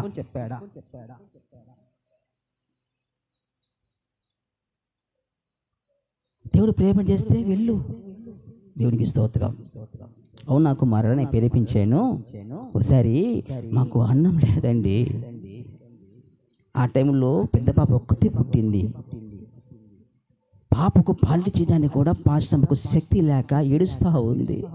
దేవుడి సాక్షి, 1 కేజీ బియ్యం కూడా లేవు. ఆ టైంలో నా భార్య అంటుంది, నువ్వు సేవ అని వచ్చావు, నాకు పాపకు శక్తిని పాల్గొన నాకు శక్తి లేదండి అని ఏడుస్తూ పనుకుంది. ఏడ్చుకుంటా. మాట్లాడవద్దు. ఏడ్చుకుంటే పనుకుంటే నేను అన్నాను, నేను సేవకుని ఎందుకు నేను రాలేదండి పాస్తమ్మా, నేను ఎందుకు నేను సేవకు రాలేదు, ప్రభు పిలిస్తే వచ్చాను. పిలిచిన దేవుడు నమ్మకస్తుడు, దేవుడు సాయం చేశాడని కూర్చొని ప్రార్థనిస్తున్నా. ప్రభువా, నీ దాసాలు ఏడుస్తూ ఉందయ్యా, పాడవడానికి కూడా శక్తి లేదయ్యా. అక్కగారు ఉన్నారు. ఆ దినంలో మా అక్క సర్పంచ్ అండి, పక్కింట్లోనే ఉంది. సర్పంచ్ ఆమె అడిగితే ఇస్తుంది, 5,000 ఇస్తుంది, 1,000 రూపాయలని ఇస్తుంది, 10,000 ఇస్తుంది. ఆ దినాలలో నాకు ప్రేరేపణ లేదు. ఆ దినంలో మా పాస్టమ్మ గారు, వాళ్ళ అన్నగారు ముచ్చమర్లో ఉన్నారు. అప్పుడు మునగపోలేదు, మంచిగా పంటలు పండించుకుంటున్నారు. వాళ్ళని అడుగున్నామంటే 1 ప్యాకెట్ 2 ప్యాకెట్లు బియ్యమని ఇస్తారు. వాళ్ళ అన్న వదిన ముచ్చమర్లో ఉన్నారు. అప్పుడు కొనాపం దగ్గర. ప్రేరేపణ లేదు అనింది. నేను వెళ్ళి తీసుకొచ్చున్నా, నాకు ప్రేరేపణ లేదు పాస్తమ్మ, పోవద్దు. మా నాన్నగారు ఉన్నారు, వాళ్ళు కూడా మంచిగా ఆస్తి ఉంది, ఇలాగ అన్నామంటే వాళ్ళు కూడా ఇస్తారు. ప్రేరేపణ లేదు పాస్తమ్మ, మనం పోవద్దు, మనం సేవకు వచ్చాం. వచ్చిన దేవుడు ఖచ్చితంగా దేవుడు సహాయం చేస్తాడు. పాస్తమ్మ, నువ్వు ఎందుకు అట్లాగా అంటున్నావు? కూర్చొని ప్రార్థన చేస్తున్నాను. దేవా, నేనెందుకు నేను రాలేదు, నువ్వు పిలిచావు వచ్చాను. నీ దాసుగా మాట్లాడుతుంది, ఏం చేయమంటావని ప్రార్థన చేస్తా ఉంటే దేవుడు మాట్లాడతాడు. నా కుమారుడా, నేను చెప్పిన ప్రకారంగా నువ్వు వచ్చినావు కనుక ఇదిగో నేను నీకు సమస్తము సమకూర్చి జరిగించబోతున్నాను. 5 గంటలకు ఒక సహోదరి వచ్చింది, 2 కిలోమీటర్ల దూరంతో నడుచుకుంటూ వచ్చింది. మేము రైలు కొండాపురంలో ఉన్నాం. నడుచుకుంటూ వచ్చి ఇదే సంచిలో అన్నీ తీసుకొని వచ్చి డోర్ కొడతా ఉంది. చాలసయ్యా టైం అప్పుడు 5 లోపల ఉంటుంది. ఆ టైంలో ఎవరబ్బా అనుకున్నాను. చూస్తే ఈ అక్క, ఏంటక్క ఈ టైంలో వచ్చావు, ఏమైనా ప్రార్థన చేయాలా? లేదు, దించేసాను. ఏంటమ్మా అది? ఇప్పింది, కింద చేసింది, బోర్మని ఏడుస్తూ ఉంది. ఎందుకు ఏడుస్తున్నామ్మా, ఏమైంది, ఏంటి కథ అంటే, నువ్వు ఎలాంటి స్థితిలో ఉన్నావో నాకు తెలియదు చాలెస్ అయ్యా. రాత్రి నుంచి నాకు దేవుడు ఒకటేమైనా ప్రేరేపణ, ఇది తీసుకెళ్ళు, నా దాని దగ్గర తీసుకెళ్ళి నువ్వు ప్రార్థించుకో, నువ్వు అభివృద్ధి అవుతావు, తీసుకెళ్ళు ఒకటే ప్రేరేపణ. రాత్రి అంతా నిన్ను అన్న కూడా తినలేదయ్యా, అన్నీ సర్దుకొని వచ్చాను. ఎప్పుడు తెల్లవారుతా అనుకున్నాను, నాకు ఉండలేక నేను బయలుదేరినాను. 5 గంటల సమయంలో 2 కిలోమీటర్లు నడుచుకుంటా ఒక ఆడ స్త్రీ అండి వచ్చి ఇచ్చినప్పుడు కళ్ళ కొద్దీ నేను కన్నీరు కార్చి, అక్క ఇంత ఈ సమయంలో నువ్వు తీసుకొచ్చావు, ఏ ఆశతో తీసుకొచ్చావు, ఏ విశ్వాసం తీసుకొచ్చావు, ఏ ప్రేమతో తీసుకొచ్చావు, దేవునికి లోపల తీసుకొచ్చావు, నీకోసం నీ ఈ విధంగా ప్రార్థన చేయాలి చెప్పు అన్నా. అయ్యా, నా భర్త పక్షిపాతం వచ్చి నడవలేకున్నాడు. నా కొడుకు కుమారుడున్నాడు, వానికి రైల్వే జాబ్ రావాలి, రైల్వే జాబే రావాలి, ఏ జాబ్ వద్దు, రైల్వేలోనే రావాలి. అలాగే నా కొడుకుకి నేను కోరుకున్న పాపే వాళ్ళు ఇవ్వాలి. ఈ 3 కోసం ప్రార్థన చేయి. వాళ్ళు ఎవరు చెప్తేనా ఏదాసే కనుక్కుంటాడు. రైల్వే కొన్నాపురంలో భాగ్యం అని ఒక సహోదరు ఉంది. వాళ్ళ కొడుకు సతీష్ కుమార్ ప్రార్థన చేశాను. అప్పుడు వాళ్ళ భర్త కొండయ్య పేరు రైలు కొండాపురంలో ప్రార్థన చేశాను. ప్రభా, నీ ఎత్తుకు వచ్చింది, మీరు చెప్పారని మీకు లోబడి వచ్చింది అని ప్రార్థిస్తుంటే తీసుకోమంటావా అని అడిగాను దీని దగ్గర. నా కుమారుడు సమస్తం సమకూరు జరిగిస్తున్నాను కదా, నేనే ప్రేమ చేశాను, తీసుకో అన్నప్పుడు కళ్ళకొద్ది నీళ్ళు ఇచ్చి చేపెట్టి ప్రార్థన చేసి, అమ్మా నీ భర్త చావడు, కొన్ని సంవత్సరాలు బ్రతుకుతాడు, చక్కగా లేచి నడుస్తాడు, గట్టిగా చప్పలు కొడుతూ నీ కుమారునికి రైల్వే జాబే వస్తుంది, నువ్వు కోరిన పాపతో నీ వివాహం జరుగుతుంది, దేవుడు అనుమతి ఇచ్చాడు, ఆజ్ఞ ఇచ్చాడు, దేవుడు ప్రోచితంగా మాట్లాడాడు, జరగబోతుంది అని ప్రార్థన చెప్పాను. గట్టిగా తర్వాత ఆయనకు మంచి ఆరోగ్యం ఇచ్చాడు, చక్కగా నడుస్తూ వచ్చాడు, సజీవ లెక్కలో ఉన్నాడు. ఇప్పటికి కూడా నేను కూడా తన కుమారునికి ఆ దినంలో కుంటకెళ్ళలో జాబ్ వచ్చింది, రైల్వేలోనే జాబ్ వచ్చింది, ఇప్పుడు ప్రమోషన్ కూడా వచ్చింది. తర్వాత తను కోరుకున్న పాపనే ఫస్ట్ ఇవ్వమన్నారు, తర్వాత ఆ పాపని ఇచ్చి పెళ్లి చేశారు. మంచిగా పిల్లలు దేవుడు ఆయనకు కుమార్తెను కూడా దేవుడు ఇచ్చాడు. గట్టిగా చప్పలు కొడుతూ మన కోరికను నెరవేర్చడం ఎలాగ తెలుసా? ప్రభు చెప్పినట్టుగా వినాలండి, త్యాగం చేయాలండి. ఆమె త్యాగం చేసింది, తనకున్న వంటి కానుక, తనకున్న వంటి అన్నీ తీసుకొచ్చి దీని దగ్గర పెట్టిందండి. త్యాగం లేకపోతే నువ్వు ఎట్లా అభివృద్ధి అవుతావు? మనకంటూ ఒక త్యాగం ఉండాలి కదా. ఎవరో ఇస్తారు, ఎవరో చేస్తారని వాళ్ళ మీద పడి, నీకు దేవుడు ఇచ్చాడండి, దేవుడు ఇచ్చినప్పుడు నాకు ఖర్చు పెట్టాలా కదా, లేకపోతే ఆ కథ వేరు. లేకపోతే దేవుడు ఇక్కడ పంపిస్తాడు, నాకు పంపించినట్టుగా తినమన్నా. హల్లెలూయా. దేవుడు ఇచ్చిన తర్వాత ఒకవేళ నీ దగ్గర ఉంది, మీ నాన్న ఆస్తి ఉంది, మీ అబ్బా ఆస్తి ఉంది, నీకు మంచి ఇళ్ళు ఉన్నాయి, ఎన్ని ఉన్నాయి, నువ్వు సేవ అంటున్నావు, సేవ కోసం ఏం చేస్తున్నావు? ఇది పెట్టుకుంటున్నావా? కొంతమంది స్వార్థికులు అంటే అసలు అబ్బో మేము పాస్సల్లం అంటాడు. ఎక్కడ నీ త్యాగం?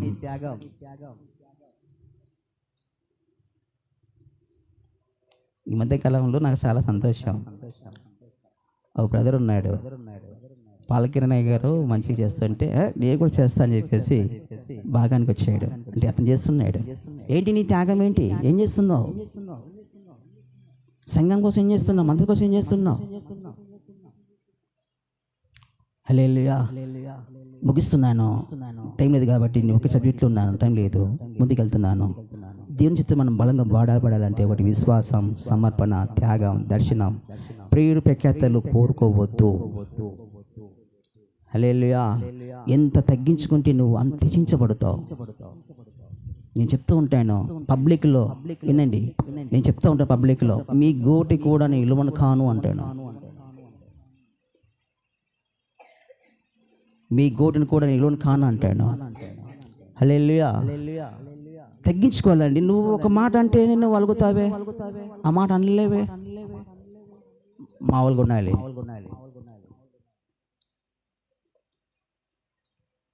తగ్గించుకోకుంటే మనం ఎలా వాడబడతాం? ప్రేమించలేకపోతే మనం ఎలా వాడబడతాం? క్షమించలేకపోతే మనం ఎలా వాడబడతాం? రోషముని కంకం కట్టుకొని మనం దూరం తీసుకుంటే ఎలా బాధపడతామండి? ఆ ప్రేమ చూపించాల్సిందేగా. వాక్యంలో ఒక మాట ఉంది, క్షమించు, గద్దించు, బుద్ధి చెప్పు. వాడు విన్నాడా? విన్నట్టు, లేకపోతే విడిచిపెట్టి అంటాడు. హల్లెలూయా, హల్లెలూయా. కనుక దేవుని మహిమార్థముగా మనము త్యాగము అనేది, దర్శనము అనేది పేరు ప్రఖ్యాతులు తెచ్చుకోకుండా ఉండడానికి అయితే నన్ను మెచ్చుకోవాలని, నన్ను పోడుకోవాలని అనుకోవద్దు. ఒకవేళ పేరు ప్రఖ్యాతులు తెచ్చుకోవాలనుకుంటే ఈ ప్రసంగం నేను చేయలేను. మిమ్మల్ని పొగడుకుంటూ కూర్చుంది కొంచెంసేపు, ఉన్నది ఉన్నట్టుగా చెప్పలేము. మిమ్మల్ని గణప్రస్థ కూర్చుందో అదే ఇంకా ప్రసంగం అదే అని హా హా బాయ్ అని వెళ్ళిపోదాం. పేరు ప్రఖ్యాతలు తెచ్చుకోవద్దు. హల్లెలూయా. మనకు పేరు ప్రఖ్యాతలు దేవుడు ఇస్తాడు. నీకు దేవుడు ఎక్కడ సమయం ఇస్తాడో నీకోసం సేవ చేయొద్దు, దేవుని కోసం చేయి. మనకు దేవుడు బ్రతుకునిచ్చాడు. మనం బతుకున్నామంటే దేవుని మహాకృప. మన నీతి కాదు, మన భక్తి అసలే కాదు, మన పరిశుద్ధత అసలే కాదు, దేవుని మహాకృప అంతే. అయితే ఆ కృపను ఇచ్చాడు కాబట్టి, సమయం ఇచ్చాడు కాబట్టి నీ ద్వారా ఎన్ని ఆత్మలు రక్షించబడుతున్నాయి, ఎంతమంది బలపరచబడుతున్నారు, నీ ద్వారా సంఘము అభివృద్ధి అవుతుందా, చీల్చబడుతుందా, కుటుంబాలు కట్టబడుతున్నాయా, ఇది మనం చూసుకోవాలి, లెక్క చెప్పాలి దేవునికి. హల్లెలూయా. మనం చూస్తున్నట్టయితే టైం లేదు కాబట్టి నేను ముగిస్తున్నాను. 2 నిమిషాలు జాగ్రత్తగా, టైం ఎక్కువ కాలేదు, 12:30 అవుతుంది. మనం 1 గంటకల్లా క్లోజ్ చేసుకుందాం. 20 నిమిషాలు చాలు, క్లోజ్ చేసుకుందాం. రెండోది మనం చూసినట్టయితే కృపావరములో, క్లుప్తం చెప్తుందంటే టైం లేదు కాబట్టి, కృపావరములు ఎన్నున్నాయి బ్రదర్? కాలేపు ఎన్నున్నాయి కృపావరములు?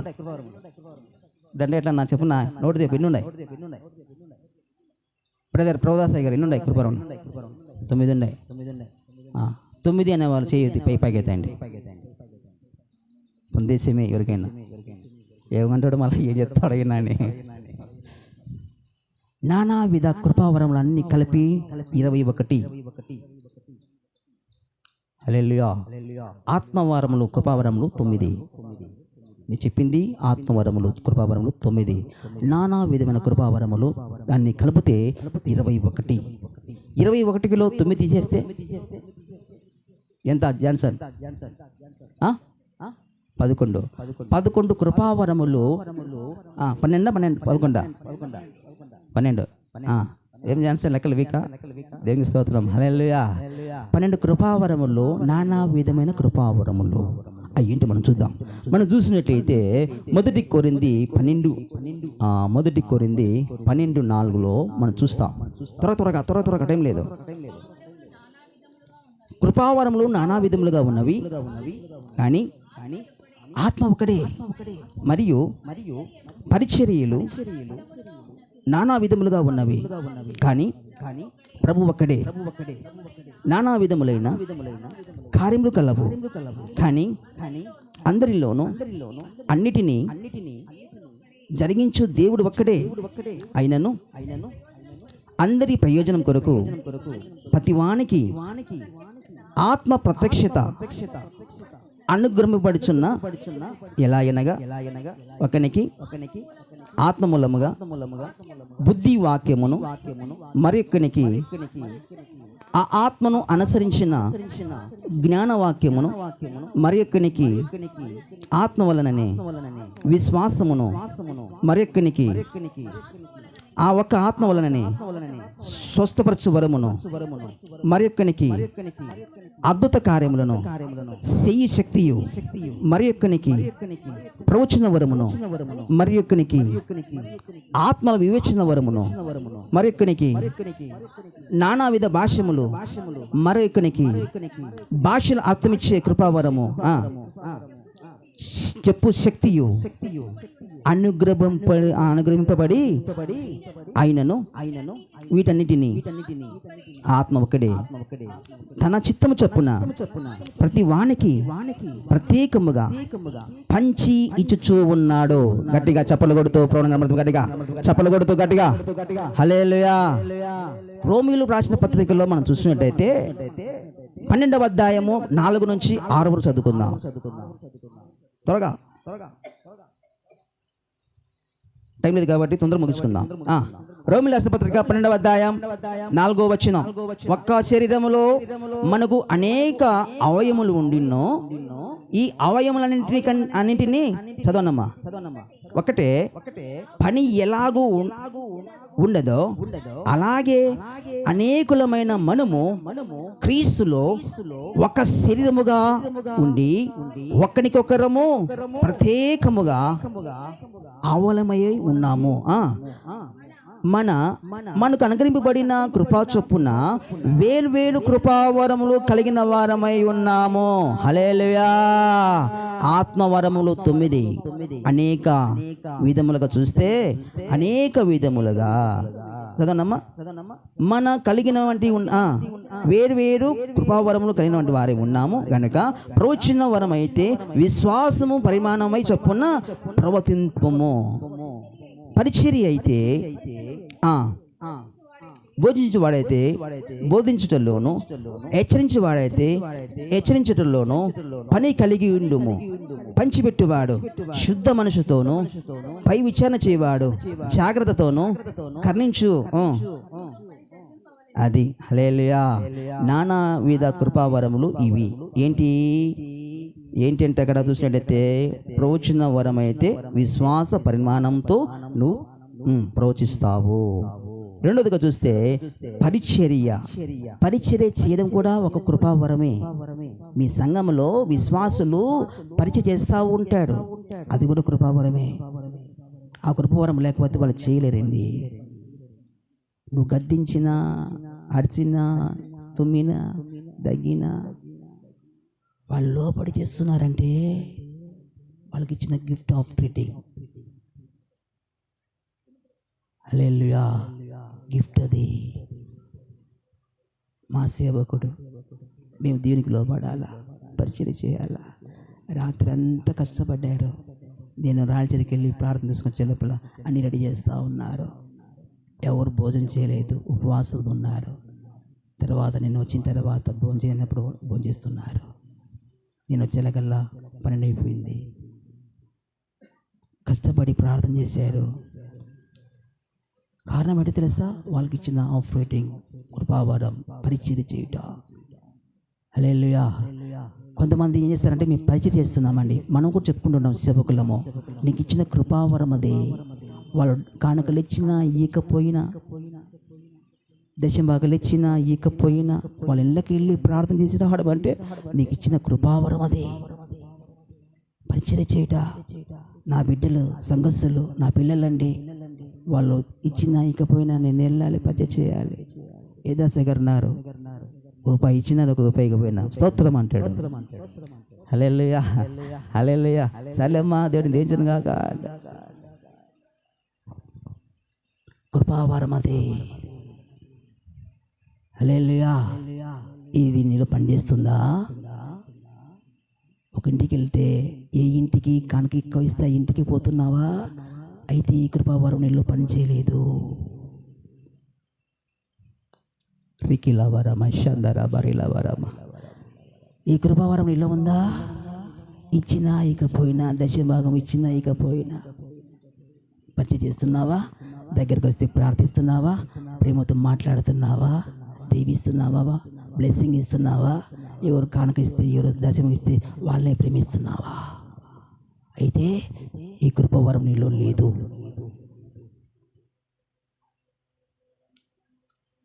హల్లెలూయా.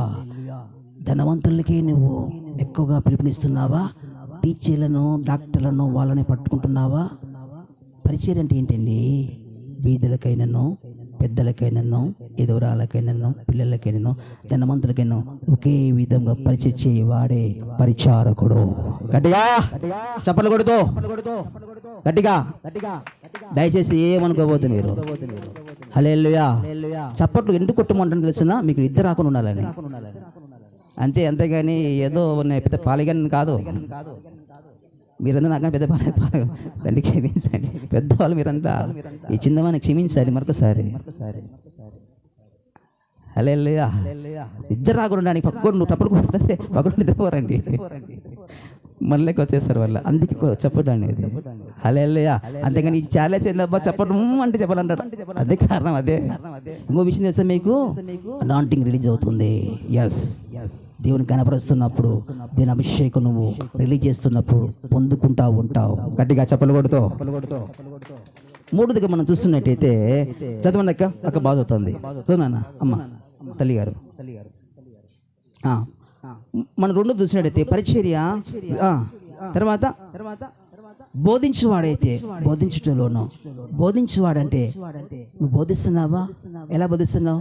మా అయ్య ఉన్నది ఉన్నట్టుగా బోధిస్తాడయ్యా. బా హల్లెలూయా. ఏమంటాడంట సంగతి అంటారు, మా అయ్య జగ తినాలి. అయ్యగారు నిద్రపోతున్నారా? మా అయ్య ఉన్నది ఉన్నట్టుగా బోధిస్తాడబ్బా. ఆ వరం నీలో ఉందా? ఆ వరం నీలో ఉంటే నువ్వు బోధకుడు ఉన్నాడు. హల్లెలూయా. సంఘానికి వెళ్తున్నప్పుడు ఎవరైతే బాగా మనకు కానుకలు ఇస్తారో అక్కడ బాగా బోధిస్తావు. ఇకపోతే ఏమీ చాలేదు. బోధకుడు అట్లా కాదు, బోధించే వరం ఉన్నట్లయితే ఈ సంఘానికి వెళ్ళినా అక్కడ ఏంటి పరిస్థితులు, సంఘం ఎలాగ ఉంది, అక్కడ ఏం జరుగుతుంది, ఆత్మలో చూసి ఆ కృప ఉన్నటువంటి వారు ఏం బోధించాలో ప్రభు అని అడిగినప్పుడు, దేవుడి బోధించినప్పుడు ఆ బోధన చెప్పేవాడే ఆ కృపవరం పొందుకున్నాడని అర్థము. గట్టిగా చెప్పలు కొడుతూ. ఆ కృపవరం నీళ్ళు పనిచేస్తుందా? పాస్టర్ గారు మీ సంఘానికి వస్తున్నా, ఏం చెప్పు, వాళ్ళ సమస్యలు ఏంటి చెప్పు, ఏం చెప్పాలా అడుగుతున్నావా? ఎందుకు అడగాలండి? మీ సంఘానికి వచ్చినప్పుడు మీ సంఘానికి నేను ఎందుకు అడగాల? ఏం చెప్పాలి? ఎందుకు అడగాల? ఏదో పాస్టర్ గారు మా సంఘం వచ్చినప్పుడు ఇదే చెప్పు, వాళ్ళు చెప్పొద్దు, నువ్వు అడగొద్దు. నీళ్ళు ఆ కృపవరం లేకపోతే నువ్వు అడగాల. ఆ కృపవరం ఉందా? పొందుకున్నావా? అక్కడ సమస్యలు ఏంటి, వారి బాధలు ఏంటి, వారు వచ్చిందంటే విశ్వాసాలు ఎలా ఉన్నారు? నైట్ వెళ్ళాము, మన మధ్యలో సెక్రటరీ గారు ఉన్నారు, ప్రసాద్ గారు ఉన్నారు, వాక్యం అన్నాడు. అక్కడ ఉన్నటువంటి అబ్రామ్ అయ్యగారు ఏం పేరు, రంగారావు సార్ గారు లాస్ట్గా వాక్యం తిన్న తర్వాత చాలా చెప్పింది, అచ్చేలా సత్యమే సత్యమే సత్యమే అని చెబుతూ దేవుని నామాన్ని కనబరుస్తూ వచ్చాడు. గట్టిగా ఏంటి కారణం? పెద్ద సార్ కదా, పిలిచాడు కదా, మళ్ళీ పిలిచాడు. హల్లెలూయా. మళ్ళీ నాకు కానుక ఇస్తాడు అనుకూలంగా చెబితే నేను దొంగ బతుకుని అవుతా, సంపాదించుకుని రాలే.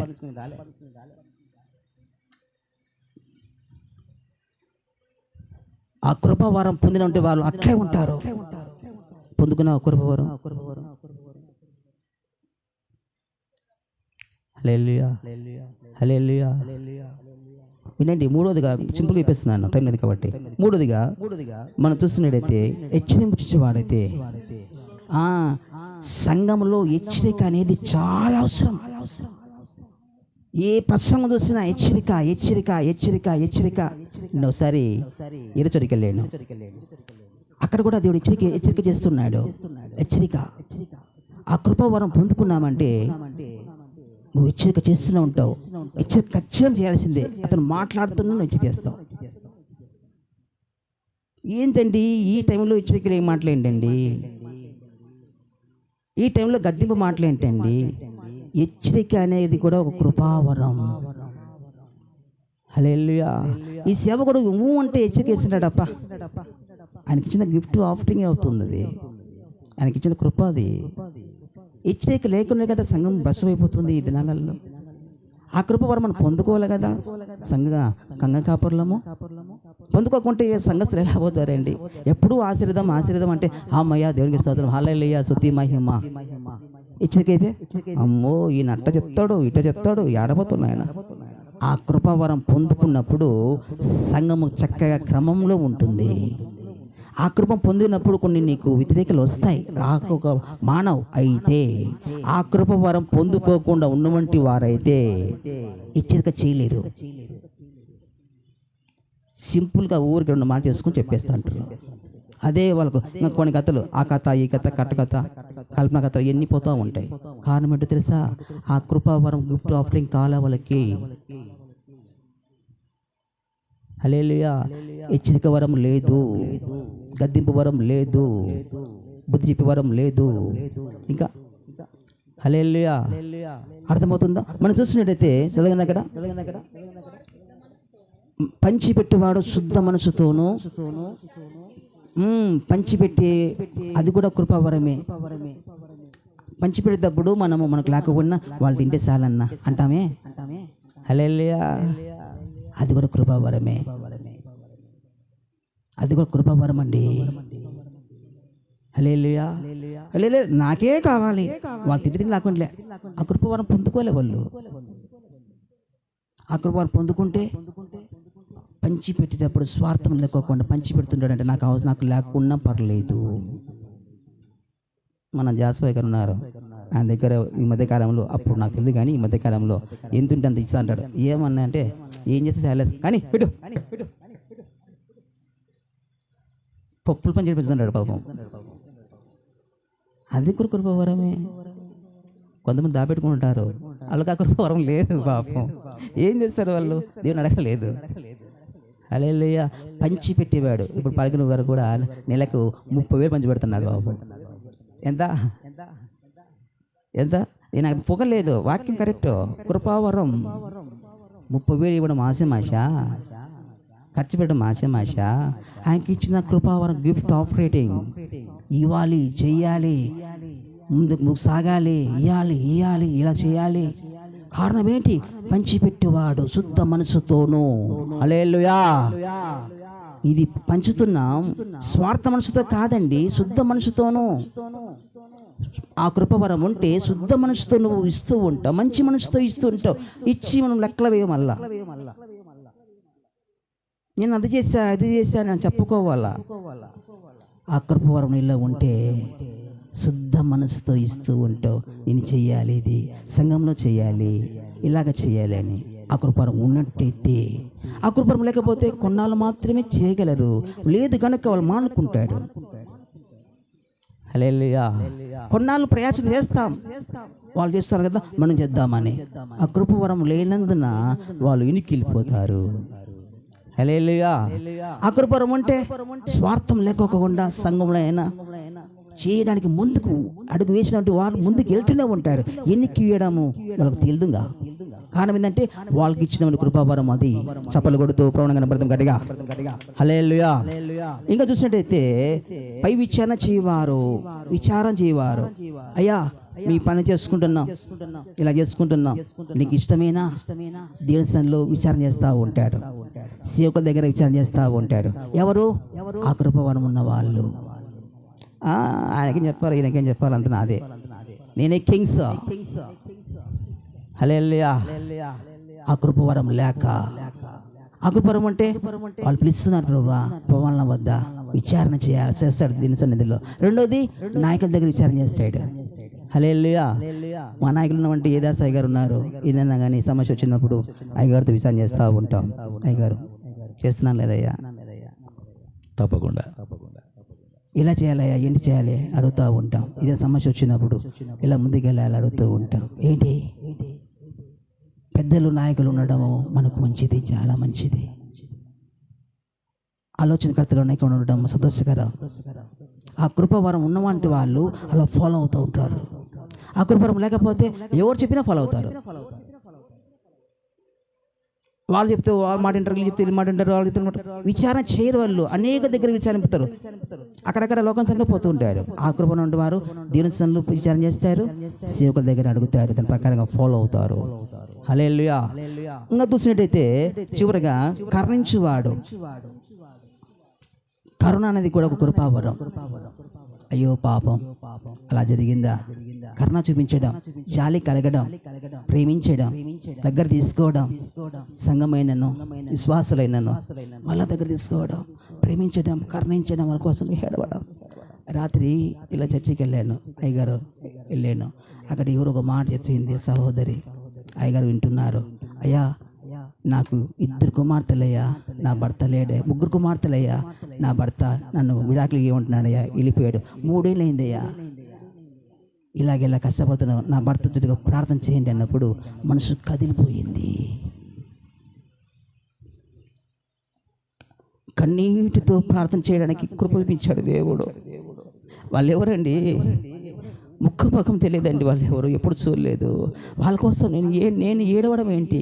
నా అక్కనా, నా చెల్లెలా, మా బంధువులా? ఎప్పుడు చూడలేదే. కారణం ఏంటి? కరుణించు వరం, కృపావరం. ఎవరికైనా బాగలేకపోతే ఏడవడం, వాళ్ళ కోసం కరుణించి ప్రార్థన చేయడం ఏంటి తెలుసా? ఇది కృపావరం, గిఫ్ట్ ఆఫ్ రీడింగ్. పొందుకున్నావా నువ్వు? ఎవరికైనా బాగలేకపోతే కరుణించి ఏడుస్తున్నావా? వాట్సాప్లో పెట్టడం కాదు, గొప్ప కాదు. నిజంగా కన్నీటితో ఏడుస్తున్నావా? దేవుడు చూస్తున్నాడు. బ్రదర్ చేస్తున్న ప్రార్థన చెప్పడం గొప్ప కాదు, నీ క్రియ చేస్తున్నావా? నేను పెడతా వాట్సాప్ చూడడానికి, అది చూడడు దేవుడు. నీ హృదయంలో ఆ మనసు ఉందా? అదొక కృపావరం. వెళ్తున్నావు, వెళ్ళినప్పుడు కనీసం వాళ్ళ కోసం కన్నీరు కార్చి 5 నిమిషాలు ప్రార్థిస్తున్నావా? సింపుల్గా 1 నిమిషాలు వెళ్ళిపోతున్నావా? ఎట్లండి? కరుణించు కృపావరం. ఏడుపు వస్తుందండి, కరుణతో కన్నీరుతో మొరపెడతారండి వాళ్ళు. ఎక్కలు పెట్టి మొరపెడతారండి. కృపావరం అది. హల్లెలూయా. సంఘం కోసమైనను బయట వారి కోసమైన వారికి తెలిసినటువంటి ఏదైతే వాళ్ళ దగ్గరికి వస్తుందో ప్రార్థించమని ఆ టైంలో వాళ్ళు ఏడుస్తూ ప్రార్థించే వారే ఆ కరుణించు కృపావరం పొందుకున్నవాడిని మనకు అర్థమవుతుంది. గట్టిగా సైలెంట్ ఫోన్ చేద్దామా? హల్లెలూయా. కృపావరం పొందుకోవడం ఎలా అనేది మన అంశం కదా. కృపావరం ఎలా ఎన్ని ఉన్నాయని చెప్పేసాం అంతే. ఇప్పుడు 21 అన్ని కలిపితే ఎలా పొందుకోవాలి? ఇప్పుడు మనం ప్రభా స్తోత్రమైనా అని చెప్పేసి మోకాలు కాలబెట్టి ఓని గట్టి కేకలడం పొందుకుంటామా? పొందుకోవడం అనేది ఇన్నామా? మెయిన్ టార్గెట్ అదే కదా మనకి ఇప్పుడు పాయింట్. అది చెప్పుకోకపోతే ఏం లేదు అంటున్నారు. మీరు అంటారు ఏంటి పాస్టర్ గారు, కృప మాకు తెల్లా 9 ఉన్నాయి, అవి కలిపితే 100 మామూలుగా 21 ఉన్నాయి. ఎలా పొందుకోవాలి అంశం మీద అది కదా. అది చెప్పాలి కదా మెయిన్. అది చెప్పుకోకపోతే ఎట్లా అంటారు మీరు? అంటారా? రైట్. దేవుడు ఎవరికి ఇస్తాడు? మీరు ఒకటి చెప్పండి. తర్వాత స్త్రీల ప్రకారంగా పద్మక ఒక పాయింట్ చెప్తుంది. పురుషుల విషయంలో ఒకటి చెప్పండి చాలు. బాబా బాబా వర్ధం చప్పట్టు గట్టిగా. ఇప్పుడు పద్మక చెప్తుంది స్త్రీల వైపున పక్షంగా. అక్క దేవుని యందు భయభక్తులు కలిగిన వారు, ప్రేమ కలిగిన వారు పొందుకుంటారు. దేవుని యందు భయభక్తి గలవారు, భయం కలిగినటువంటి వారు పొందుకుంటారు. గట్టిగా చెప్పలు కొడుతూ పడతాం గట్టిగా. చూద్దాం ఇప్పుడు మనం అసలైనటువంటి పాయింట్లోకి వచ్చేద్దాం. దేవుడు ఎవరికి కృపావరం ఇస్తాడు? ఒక మాట చెప్తాను. ఇంట్లో నుంచి మనం ఎక్కడికి వెళ్ళిపోతున్నాము, బయటికి వెళ్తున్నాము. మన పిల్లలు స్కూల్కి వెళ్ళిపోయినారు, బీగాలు వాళ్ళకి ఇవ్వాలి. బీగాలు ఎవరికి ఇస్తాం? అయ్యగారు నమ్మకస్తులకు, ఇంటి పక్కల వారికి.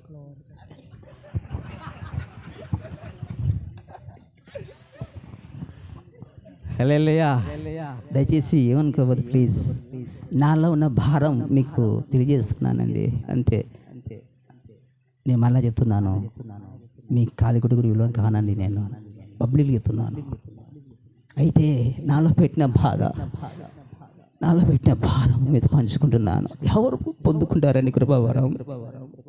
ఎంతోమంది సేవకులని చెప్పుకున్నటువంటి వారు ఉన్నారు ప్రపంచంలో. ఎవరు పొందుకుంటారు? ఎన్నో ట్రైనింగ్లు చేసుకున్నటువంటి వారు ఉన్నారు. అక్కడికి ఇక్కడికి పరిగెత్తినటువంటి వారు ఉన్నారు. అక్కడికి వెళ్ళిపోతే వాళ్ళు కృపావరము వాళ్ళు చేపెట్టి ప్రార్థిస్తే ఆ కృపావరం పొందుకుంటామని ఆశిత పరిగెత్తే వాళ్ళు ఉన్నారు. ఎవరిస్తారని కృపావరాలు? దేవుడే కదా ఇవ్వాల్సింది, సేవకులు కాదు కదా. ఎట్లా ఇస్తాడు దేవుడు? ఎవరికి ఇస్తాడు దేవుడు? నువ్వు సీనియర్ అనే దేవుడు నీకు ఇస్తాడా? నువ్వు ముసలిని దేవుడు నీకు ఇస్తాడా? నీకు మంచి నువ్వు చాలా అంతగానే ఉన్న దేవునికి ఇస్తాడా? నీకు పలుకుబడిన దేవుడు ఇస్తాడా? నువ్వు సంఘ పెద్దవని, సంఘ విశ్వాసవని అలాగ నీకు ఇస్తాడా? ఎవరికి ఇస్తాడు దేవుడు? లేకపోతే నువ్వు సెక్రటరీ ఎవరు నీకు ఇస్తాడా? ప్రసాద్ అయ్య గారు జాస్తి దగ్గర సెక్రటరీ ఉన్నాడు, సెక్రటరీ నీకు ఇస్తున్నావు అంటాడు దేవుడు? హల్లెలూయా. ఎవరికి ఇస్తాడు దేవుడు? మనం దీన మనస్కులైన వారు. ఆయన చేతి కింద దీన మనసుకున్నటువంటి వారు.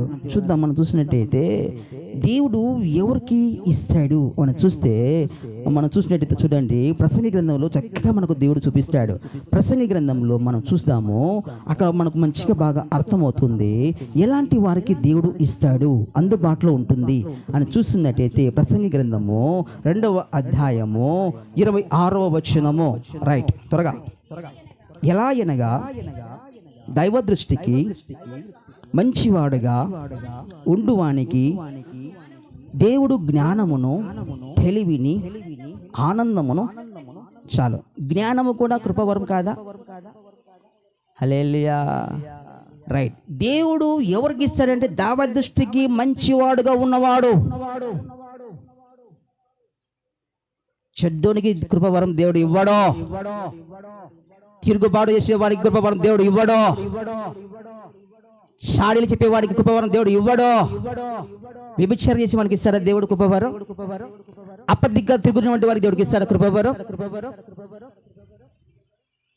అతను చూడాలి,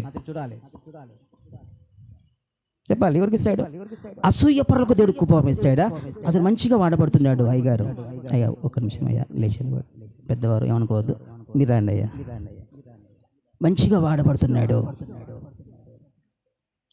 ఇతను చూసి మనం సంతోషపడాలి. వినండి, దేవుడి సాక్షి.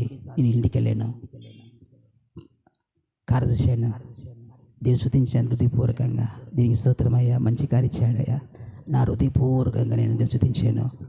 అలాగే అయ్యగారికి కూడా ఆశ్రయించాను, ఇంకా మంచిగా అభివృద్ధి కావాలని.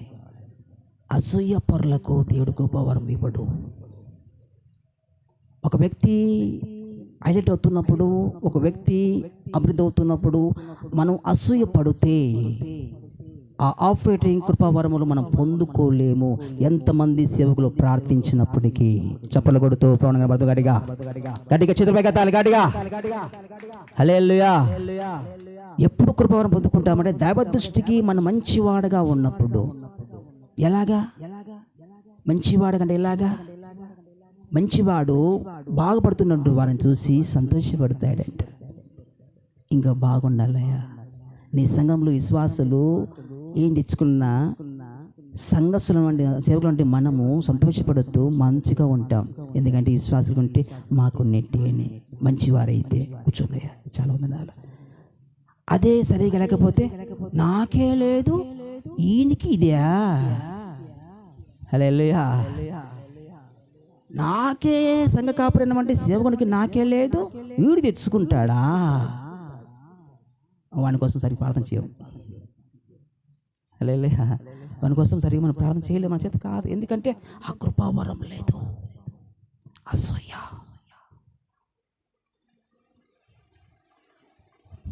ద్వేషం, ఓర్వలేనితనం, కలుపుకొని చేత కాక, సరిగా మాట్లాడలేక, మొగంలో పెట్టి మగం చూడలేక, ఎందుకు ఇలాగ కలిగింది చెప్పండి? ఎందుకు కలిగింది? మనలో ఉండే ద్వేషం రకరకాలుగా ఈడ్చబడుతుంది. మనలో ఉండే పగ రకరకాలుగా మనం శోధిస్తుంది, నాశనం చేస్తుంది. మనం చూస్తున్నట్టయితే సామెతల గ్రంథంలో గర్వము నాశనానికి దారి తీస్తుంది. గర్వానికి ముందు అహంకారం నడుచును. హల్లెలూయా. గర్వము నాశనం దారితీస్తుంది. అహంకారులకు, గర్విష్ఠులకు, కోపిష్ఠులకు, తిండిపోతులకి వినండి ప్రభు అంటాడు, అలాంటి వారికి దేవుడు కృపావరములు ఇవ్వడు. గట్టిగా చప్పలు కొడుతూ గట్టిగా హల్లెలూయా. ఎవరికి ఇస్తాడంటే దేవుడు మంచివాడికి. ఏంటి మంచివాడు? చార్లెస్ అయ్యగారు అంటారు, అందరూ అంటున్నారు, అయ్యా మా అయ్య అంటుంటాడు, మా ఐపీసీలోనే ఇంతవరకు మాకు ఎవరికి కూడా అంత స్థలం ఇవ్వలేదు, చాలాకి ఇచ్చాడని ఆయన దేవుని ఏమార్తంగా చక్కగా చెప్తా ఉంటాడు. ఆయనలో ఏమీ లేదు కనుక ద్వేషం లేదు. ఒకవేళ ఆయనలో ఏదైనా ఉంటే ఈ దినం మన దగ్గరికి ఆయన రాలేడు. ఆయన ద్వేషం లేదండి.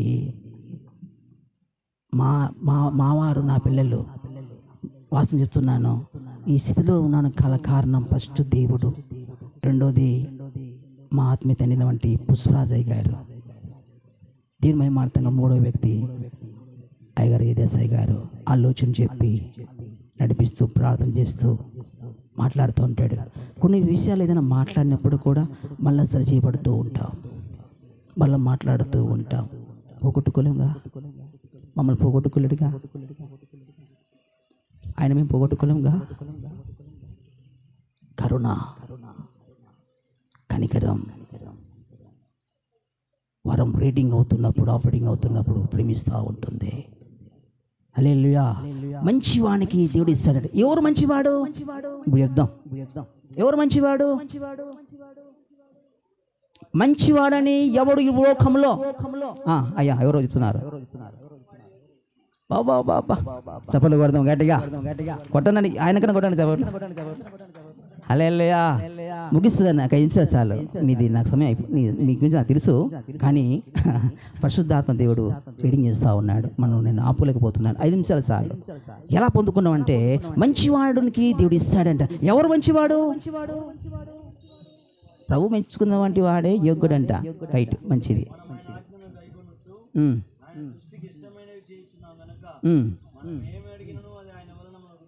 హల్లెలూయా. కొట్టు చప్పట్లు గట్టిగా గట్టిగా. హల్లెలూయా. రైట్. అయితే మంచివాడు ఎవడు మనం చూస్తున్నట్టయితే సామెత గ్రంథం మనకు కనబడుతుంది. మంచివాడు ఎవడు 3వ అధ్యాయంలో మనం చూస్తాము. 3వ అధ్యాయంలో మనం చూస్తున్నట్లయితే 3వ అధ్యాయమేనా? 3వ అధ్యాయంలోనే మనం చూద్దాం. దేవా స్తోత్రం. 4వ వచనం. అప్పుడు దేవుని దృష్టి యందును, పైన 3వ వచనం చదువుకుందాం. దయను సత్యమును ఎన్నడును నిన్ను విడిచిపోనికము, వాటిని కంఠభూషములుగా ధరించుకునము, నీ హృదయమును పలక మీద వాటిని రాసుకున్నాము.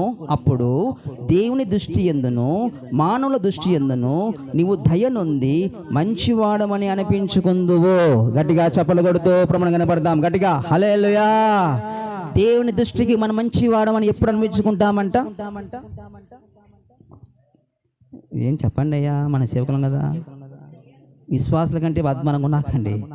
హల్లెలూయా. దాన్ని ఏమంటారో తెలిసిన బద్ధకస్తులు అంటారు. నేను చెప్పాను కదా, వాక్యం చూస్తున్నప్పుడు రక్తం ఒలికించాల్సిందే, లేకపోతే నీకు శాపగ్రస్తం అవుతాను. అది నాకు భయం అండి చాలా. అదే నన్ను అనిపిస్తుంది ఇలాగా. చెప్పండి. దయను సత్యమును ధరించుకొని విడిచిపెట్టవద్దు. నువ్వు ఎప్పుడు ఏంటి దయ, ఏంటి సత్యం? నువ్వు మంచిగా బాగున్నావంటే నీ మాట మంచిగా వింటాడు. అది నువ్వు చెప్పింది కరెక్ట్ అంటారు. ఒకవేళ నువ్వు విధంగా మాట్లాడినావంటే నువ్వు మంచిదే, నువ్వు అది మంచి స్టెప్ అయినా మంచి సత్యమైనప్పటికీ అది నీకు సహకరించరు. హల్లెలూయా. జాగ్రత్తగా వినాలి. ఎప్పటికీ నీవు దయను సత్యమును విడిచిపెట్టవద్దు. నీ ఎద్దకు ఏదైనా వచ్చినప్పుడు, నీకు శత్రువులు కూడా నీ దగ్గరికి వచ్చినప్పుడు, వాళ్ళు నిన్ను అడుగుతున్నప్పుడు ఏది సత్యమో అదే నువ్వు పలకాలి. ఏది న్యాయమో, ఏది మంచిదో, ఏది చెడ్డదో, ఏది అబద్ధమో అది నువ్వు చెప్పాలి ఖచ్చితంగా. నీకు నచ్చలేదని చెప్పేసి అతని నీకు నచ్చిన వాడి పక్షంగా నిలబడవద్దు. హల్లెలూయా. హల్లెలూయా. హల్లెలూయా. పాలకిరే చెప్తూ ఉంటాడు, అవును కదప్ప, అది కరెక్టే కదప్ప, అది కరెక్టే కదప్ప, అట్టే కదప్ప, నిజమే కదప్ప, అది వాస్తవం కదప్ప అంటుంటాడు ఆయన. అయ్యా ఏమనుకో వాక్యండి అంటుంటాడు ఆయన. అవును కదప్ప, అది కరెక్టే కదా, నిజమే కదా, సత్యమే కదా అని అంటాడు. అంటే ఆయనకు నచ్చని వంటి వారు కూడా ఏదైనా వచ్చినప్పుడు అది కరెక్టే కదా అంటాడు. ఎవరి పక్షంగా మాట్లాడాడు. కొన్ని సందర్భాలలో మాట్లాడుతూ ఉంటాడు, అది తప్పు కదా, అది కరెక్ట్ కాదు కదా. సత్యం సత్యమే. నీకు మంచివారుగా ఉన్నా వాళ్ళు ఏదైనా తాకు తప్పినా ఇది తప్పు అని చెప్పడమే సత్యం. హల్లెలూయా. ఏమని అనుకుంటారేమో, ఫీలింగ్ అవుతారంటే నువ్వు అసత్యంలోకి వెళ్ళిపోతున్నావు. వాడతావు అసత్యానికి వెళ్ళిపోతున్నట్టయితే నువ్వు దేవుని దృష్టిలో మంచివాడు ఎలా కనిపించుకుంటావు? అందుకే అంటాడు, దయను సత్యమును నీ కంఠభూషణముగా వేసుకోవడము. కంఠభూషణం అంటే హారంగా ధరించుకో. దయను ఎప్పుడు నువ్వు విడిచిపెట్టవద్దు. బతికేంత కాలం చచ్చేంత వరకు దయ్యను సత్యాన్ని నువ్వు ఎప్పుడు మరవద్దు, విడిచిపెట్టవద్దు. అప్పుడు అతడు చాలా మంచివాడయ్యా, మంచి సేవకుడయ్యా, మంచి దయగలవాడయ్యా, ఎవరితో ఇచ్చిన మంచిగా మాట్లాడతాడయ్యా, మంచి ప్రేమిస్తాడయ్యా, మంచి ఆత్మీయం పలకరిస్తాడయ్యా, మంచి దయగలవాడయ్యా, చక్కగా మాట్లాడతాడయ్యా అనే సాక్ష్యము ప్రజలు కూడా మాట్లాడుతారు. గట్టిగా చప్పలు కొడుతూ గట్టిగా హల్లెలూయా, హల్లెలూయా. ఎట్లా దయ చూపించాలి మనము? మనకు నచ్చినట్టు వారనే కాదు, ప్రజల బ్రదర్ అని ముద్దు పెట్టుకునేది. నచ్చని వాళ్ళకు మన దగ్గర వచ్చినప్పుడు అద్దుకోవాలండి.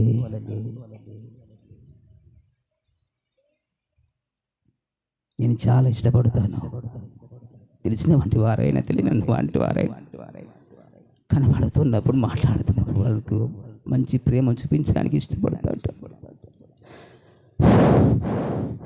జాన్మసి అంటాడు ఒకసారి, అన్న నువ్వు ఎవరిని నుండి కూడా అందరినీ కలుపుకుంటావు, అందరితో మాట్లాడతాను అంటే, ఎస్ దయ చూపించాలా, మనకేం పని నా అంటాడు. లేదు నో,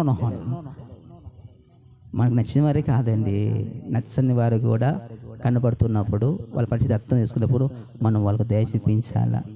వాళ్ళ ప్రేమని తెలియదు, మనం ప్రేమిద్దాం. వాళ్ళకి దయని తెలియదు, మనం చూపిద్దాం. దేవుని దృష్టికి మనం మంచివారుగా ఉంటాం. హల్లెలూయా.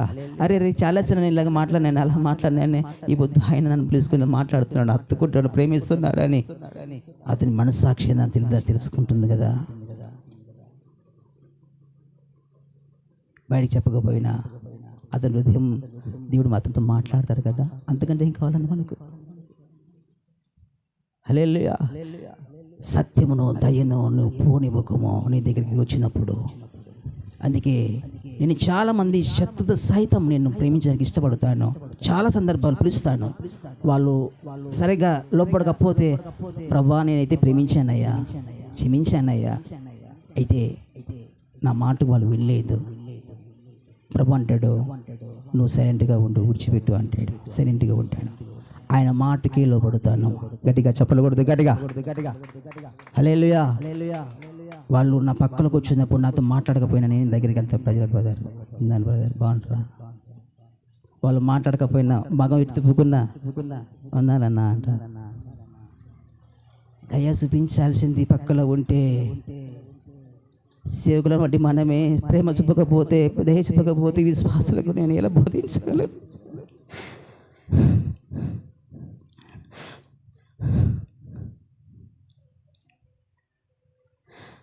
అసూయ ద్వేషాలు మనలో పెట్టుకొని ఎలా చేయగలమండి? కృపావరం పనిచేస్తాయా? దేవుడిస్తాడా? నేను మంచి చేశాను, వాళ్ళు కిడి చేశారు, కానీ దేవుడు చూసుకుంటాడు. అన్న బాగున్నావా, కనబడండి కాబట్టి అన్న టీ తాగుతారు, అన్న నీళ్ళు తీసుకున్నా అన్న. ఎవరు పిలుచగలరు? ఎవరు మాట్లాడగలరు? దయను సత్యమును కంఠభూషణగా ధరించినటువంటి వారు వాళ్ళు చివరి వరకు దయను వాళ్ళు కాపాడకుండా దయ చూపిస్తూ ఉంటారు. వీరే వాళ్ళు. గట్టిగా చెప్పలు కొడుతూ అందుకంటాడు మంచి వారికి నేను ఇస్తాను జ్ఞానమును. ఈ మాట చెప్పి ముగిస్తున్నాను.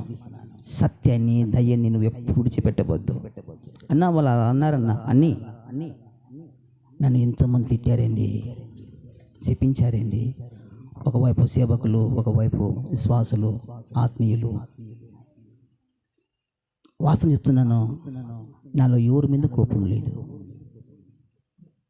ఎవరి మీద లేదు. ఎందుకు తెలిసిన? వాక్యం ఒకటి ఉంది, కోపపడి నన్ను నువ్వు పాపం చేయవద్దు. ఆ కోపము సూర్యుడు అస్తమించే లోపల దాన్ని తీసేసుకోవాలని ప్రభు మాట్లాడతాడు. గట్టిగా చెప్పలు కొడుతూ గట్టిగా ఏదైనా మాట్లాడితే వెంటనే నేను సాయంకాలం క్షమిస్తాను. వాళ్ళు కనబడారంటే నేను అన్న ఒకవేళ తప్పు ఉంటే క్షమించండి అయ్యా ఒకటి మాట్లాడతారు. స్మార్ట్ అప్పుడైపోవాలి. క్షమించడం అనేది ఊరికి వస్తుందా? నోటితో ఒప్పుకుంటాడా? 10 మందిలో సారి చెప్పమని చెప్తారా? ఎవరు ఒప్పుకుంటారు? తప్పు చేయకపోయినా ఒకవేళ తప్పుగా మాట్లాడి క్షమించాలన్నా. ఎందుకంటారు తెలుసునా? ఆ కృపా వారు అతనిలో పనిచేస్తూ ఉంది. గట్టిగా చెప్పలు కొడుతూ కొంతమంది ముడుచుకొని ఉంటారు, నాదే కరెక్ట్ అని, నా కుందేలికి 3 కాళ్ళని. ఆయన అన్ని 4 కాళ్ళరా దేవుడా అంటే నేను చూసినప్పుడు గమ్మండో మాట్లాడుతూ ఉంటారు. వినండి. ఒకసారి నేను ప్రార్థన చేస్తున్నాను, నిద్రపోయినాను. నాకు దేవుడు ఒకసారి కళ చూపించాడు. నేను ఒక చోట ఉన్నాను, మీటింగ్ ఏర్పాటు చేస్తున్నాం. చాలామంది సేవకులు వచ్చారు, చాలా జనాలు వస్తున్నారు. నేను డోర్ కాడ నిలబడుకొని, గేట్లో నిలబడుకొని ఒక చోట వెల్కమ్ చెప్తున్నాను అందరికీ, రండి లోపల రండి అని. అక్కడ ఆరాధన జరుగుతూ ఉంది, సేవకులు ఆరాధన చేస్తున్నారు. ఒక చెట్టు మీద తేనె కనబడుతుంది, ఆ ఈగలన్నీ వచ్చేస్తున్నాయి, అందరినీ కుడుతున్నాయి, సేవకులు కుడుతున్నాయి. హల్లెలూయా. దాంట్లో మా ఐపీసీ నాయకులు ఉన్నారు, కొంతమంది పేరు అవసరం లేదు, మా అన్ని వింటాడు. నాయకులు ఉన్నారు, దాంట్లో సేవకులు ఉన్నారు.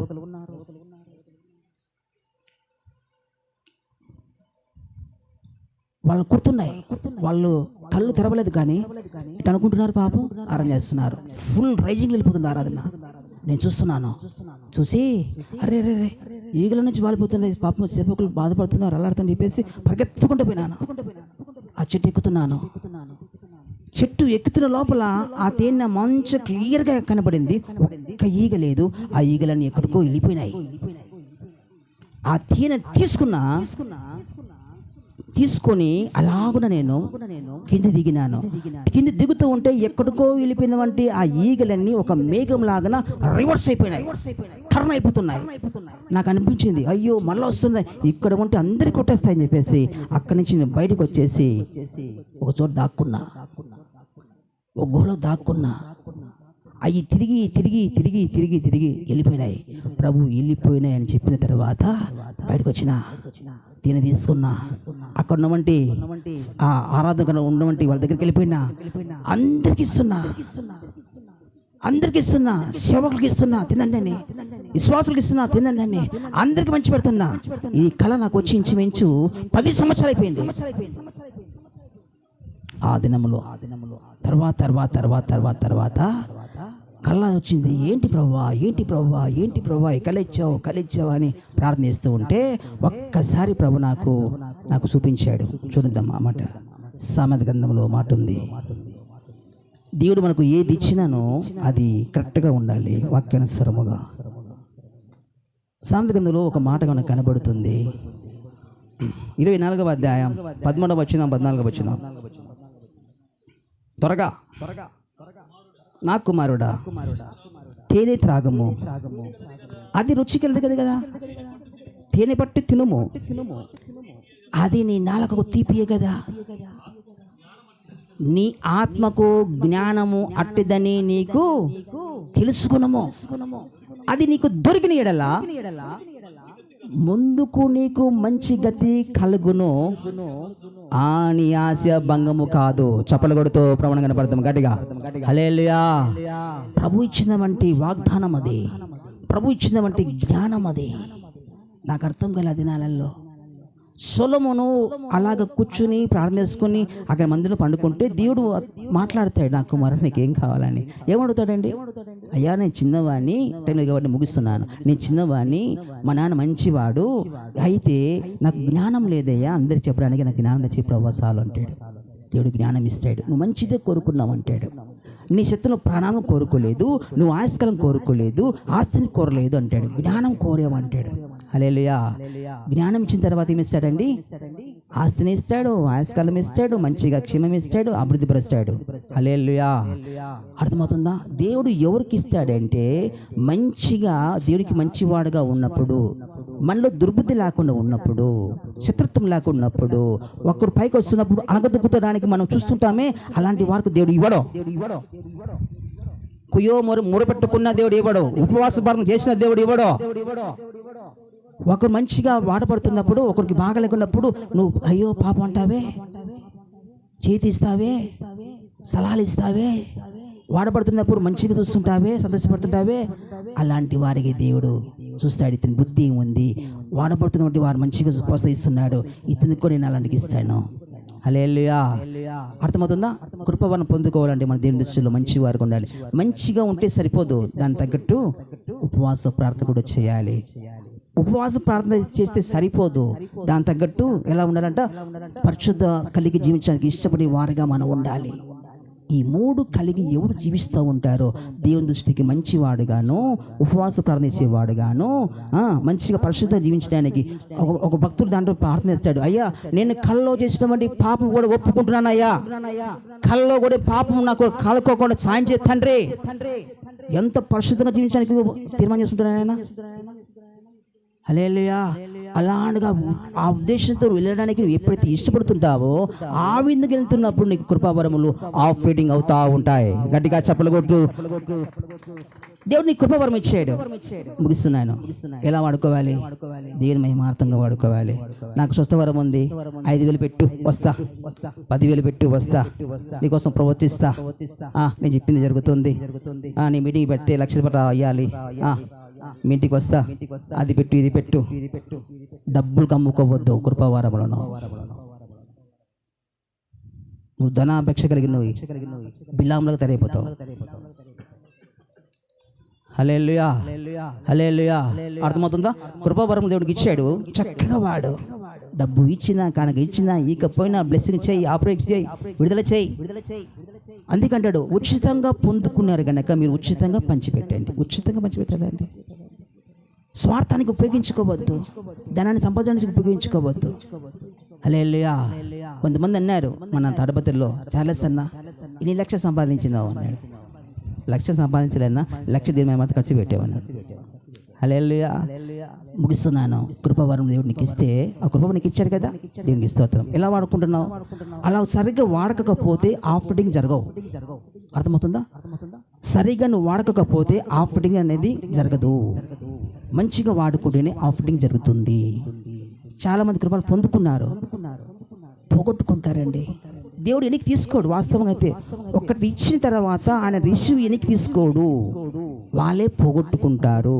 ఒకసారి నేను విషయం విన్నాను. ఒక మంచి సహోదరి, మంచి దర్శన వరం ఉంది, ప్రార్థన చేసి మొత్తం చెప్పేస్తుంది, విశ్వాసే. కొన్ని రోజుల తర్వాత, అయ్యా ఇది నా పరిస్థితి, ఏమైందమ్మా, లోకంలో పడిపోయినాయ్యా, అలాగలాగా బూతులు మాట్లాడుకుంటా వాళ్ళతో తిరిగి ఇళ్ళతో తిరిగి పోగొట్టుకున్నానయ్యా. హల్లెలూయా, హల్లెలూయా. కృపవరము పోగొట్టుకున్నానయ్యా. మనం అలా ఉండకూడదు దైవజనులారా. నీకు ఇచ్చిన కృపవరం కాపాడుకుంటూ సత్యం చేసుకుంటే దేవుడు అభివృద్ధి పరుస్తాడు. అలాగా ప్రభు మనం దీవించలాగున మనం ప్రార్థిద్దాం. మన మధ్యలో దైవజనులు ప్రార్థన నడిపిస్తారు.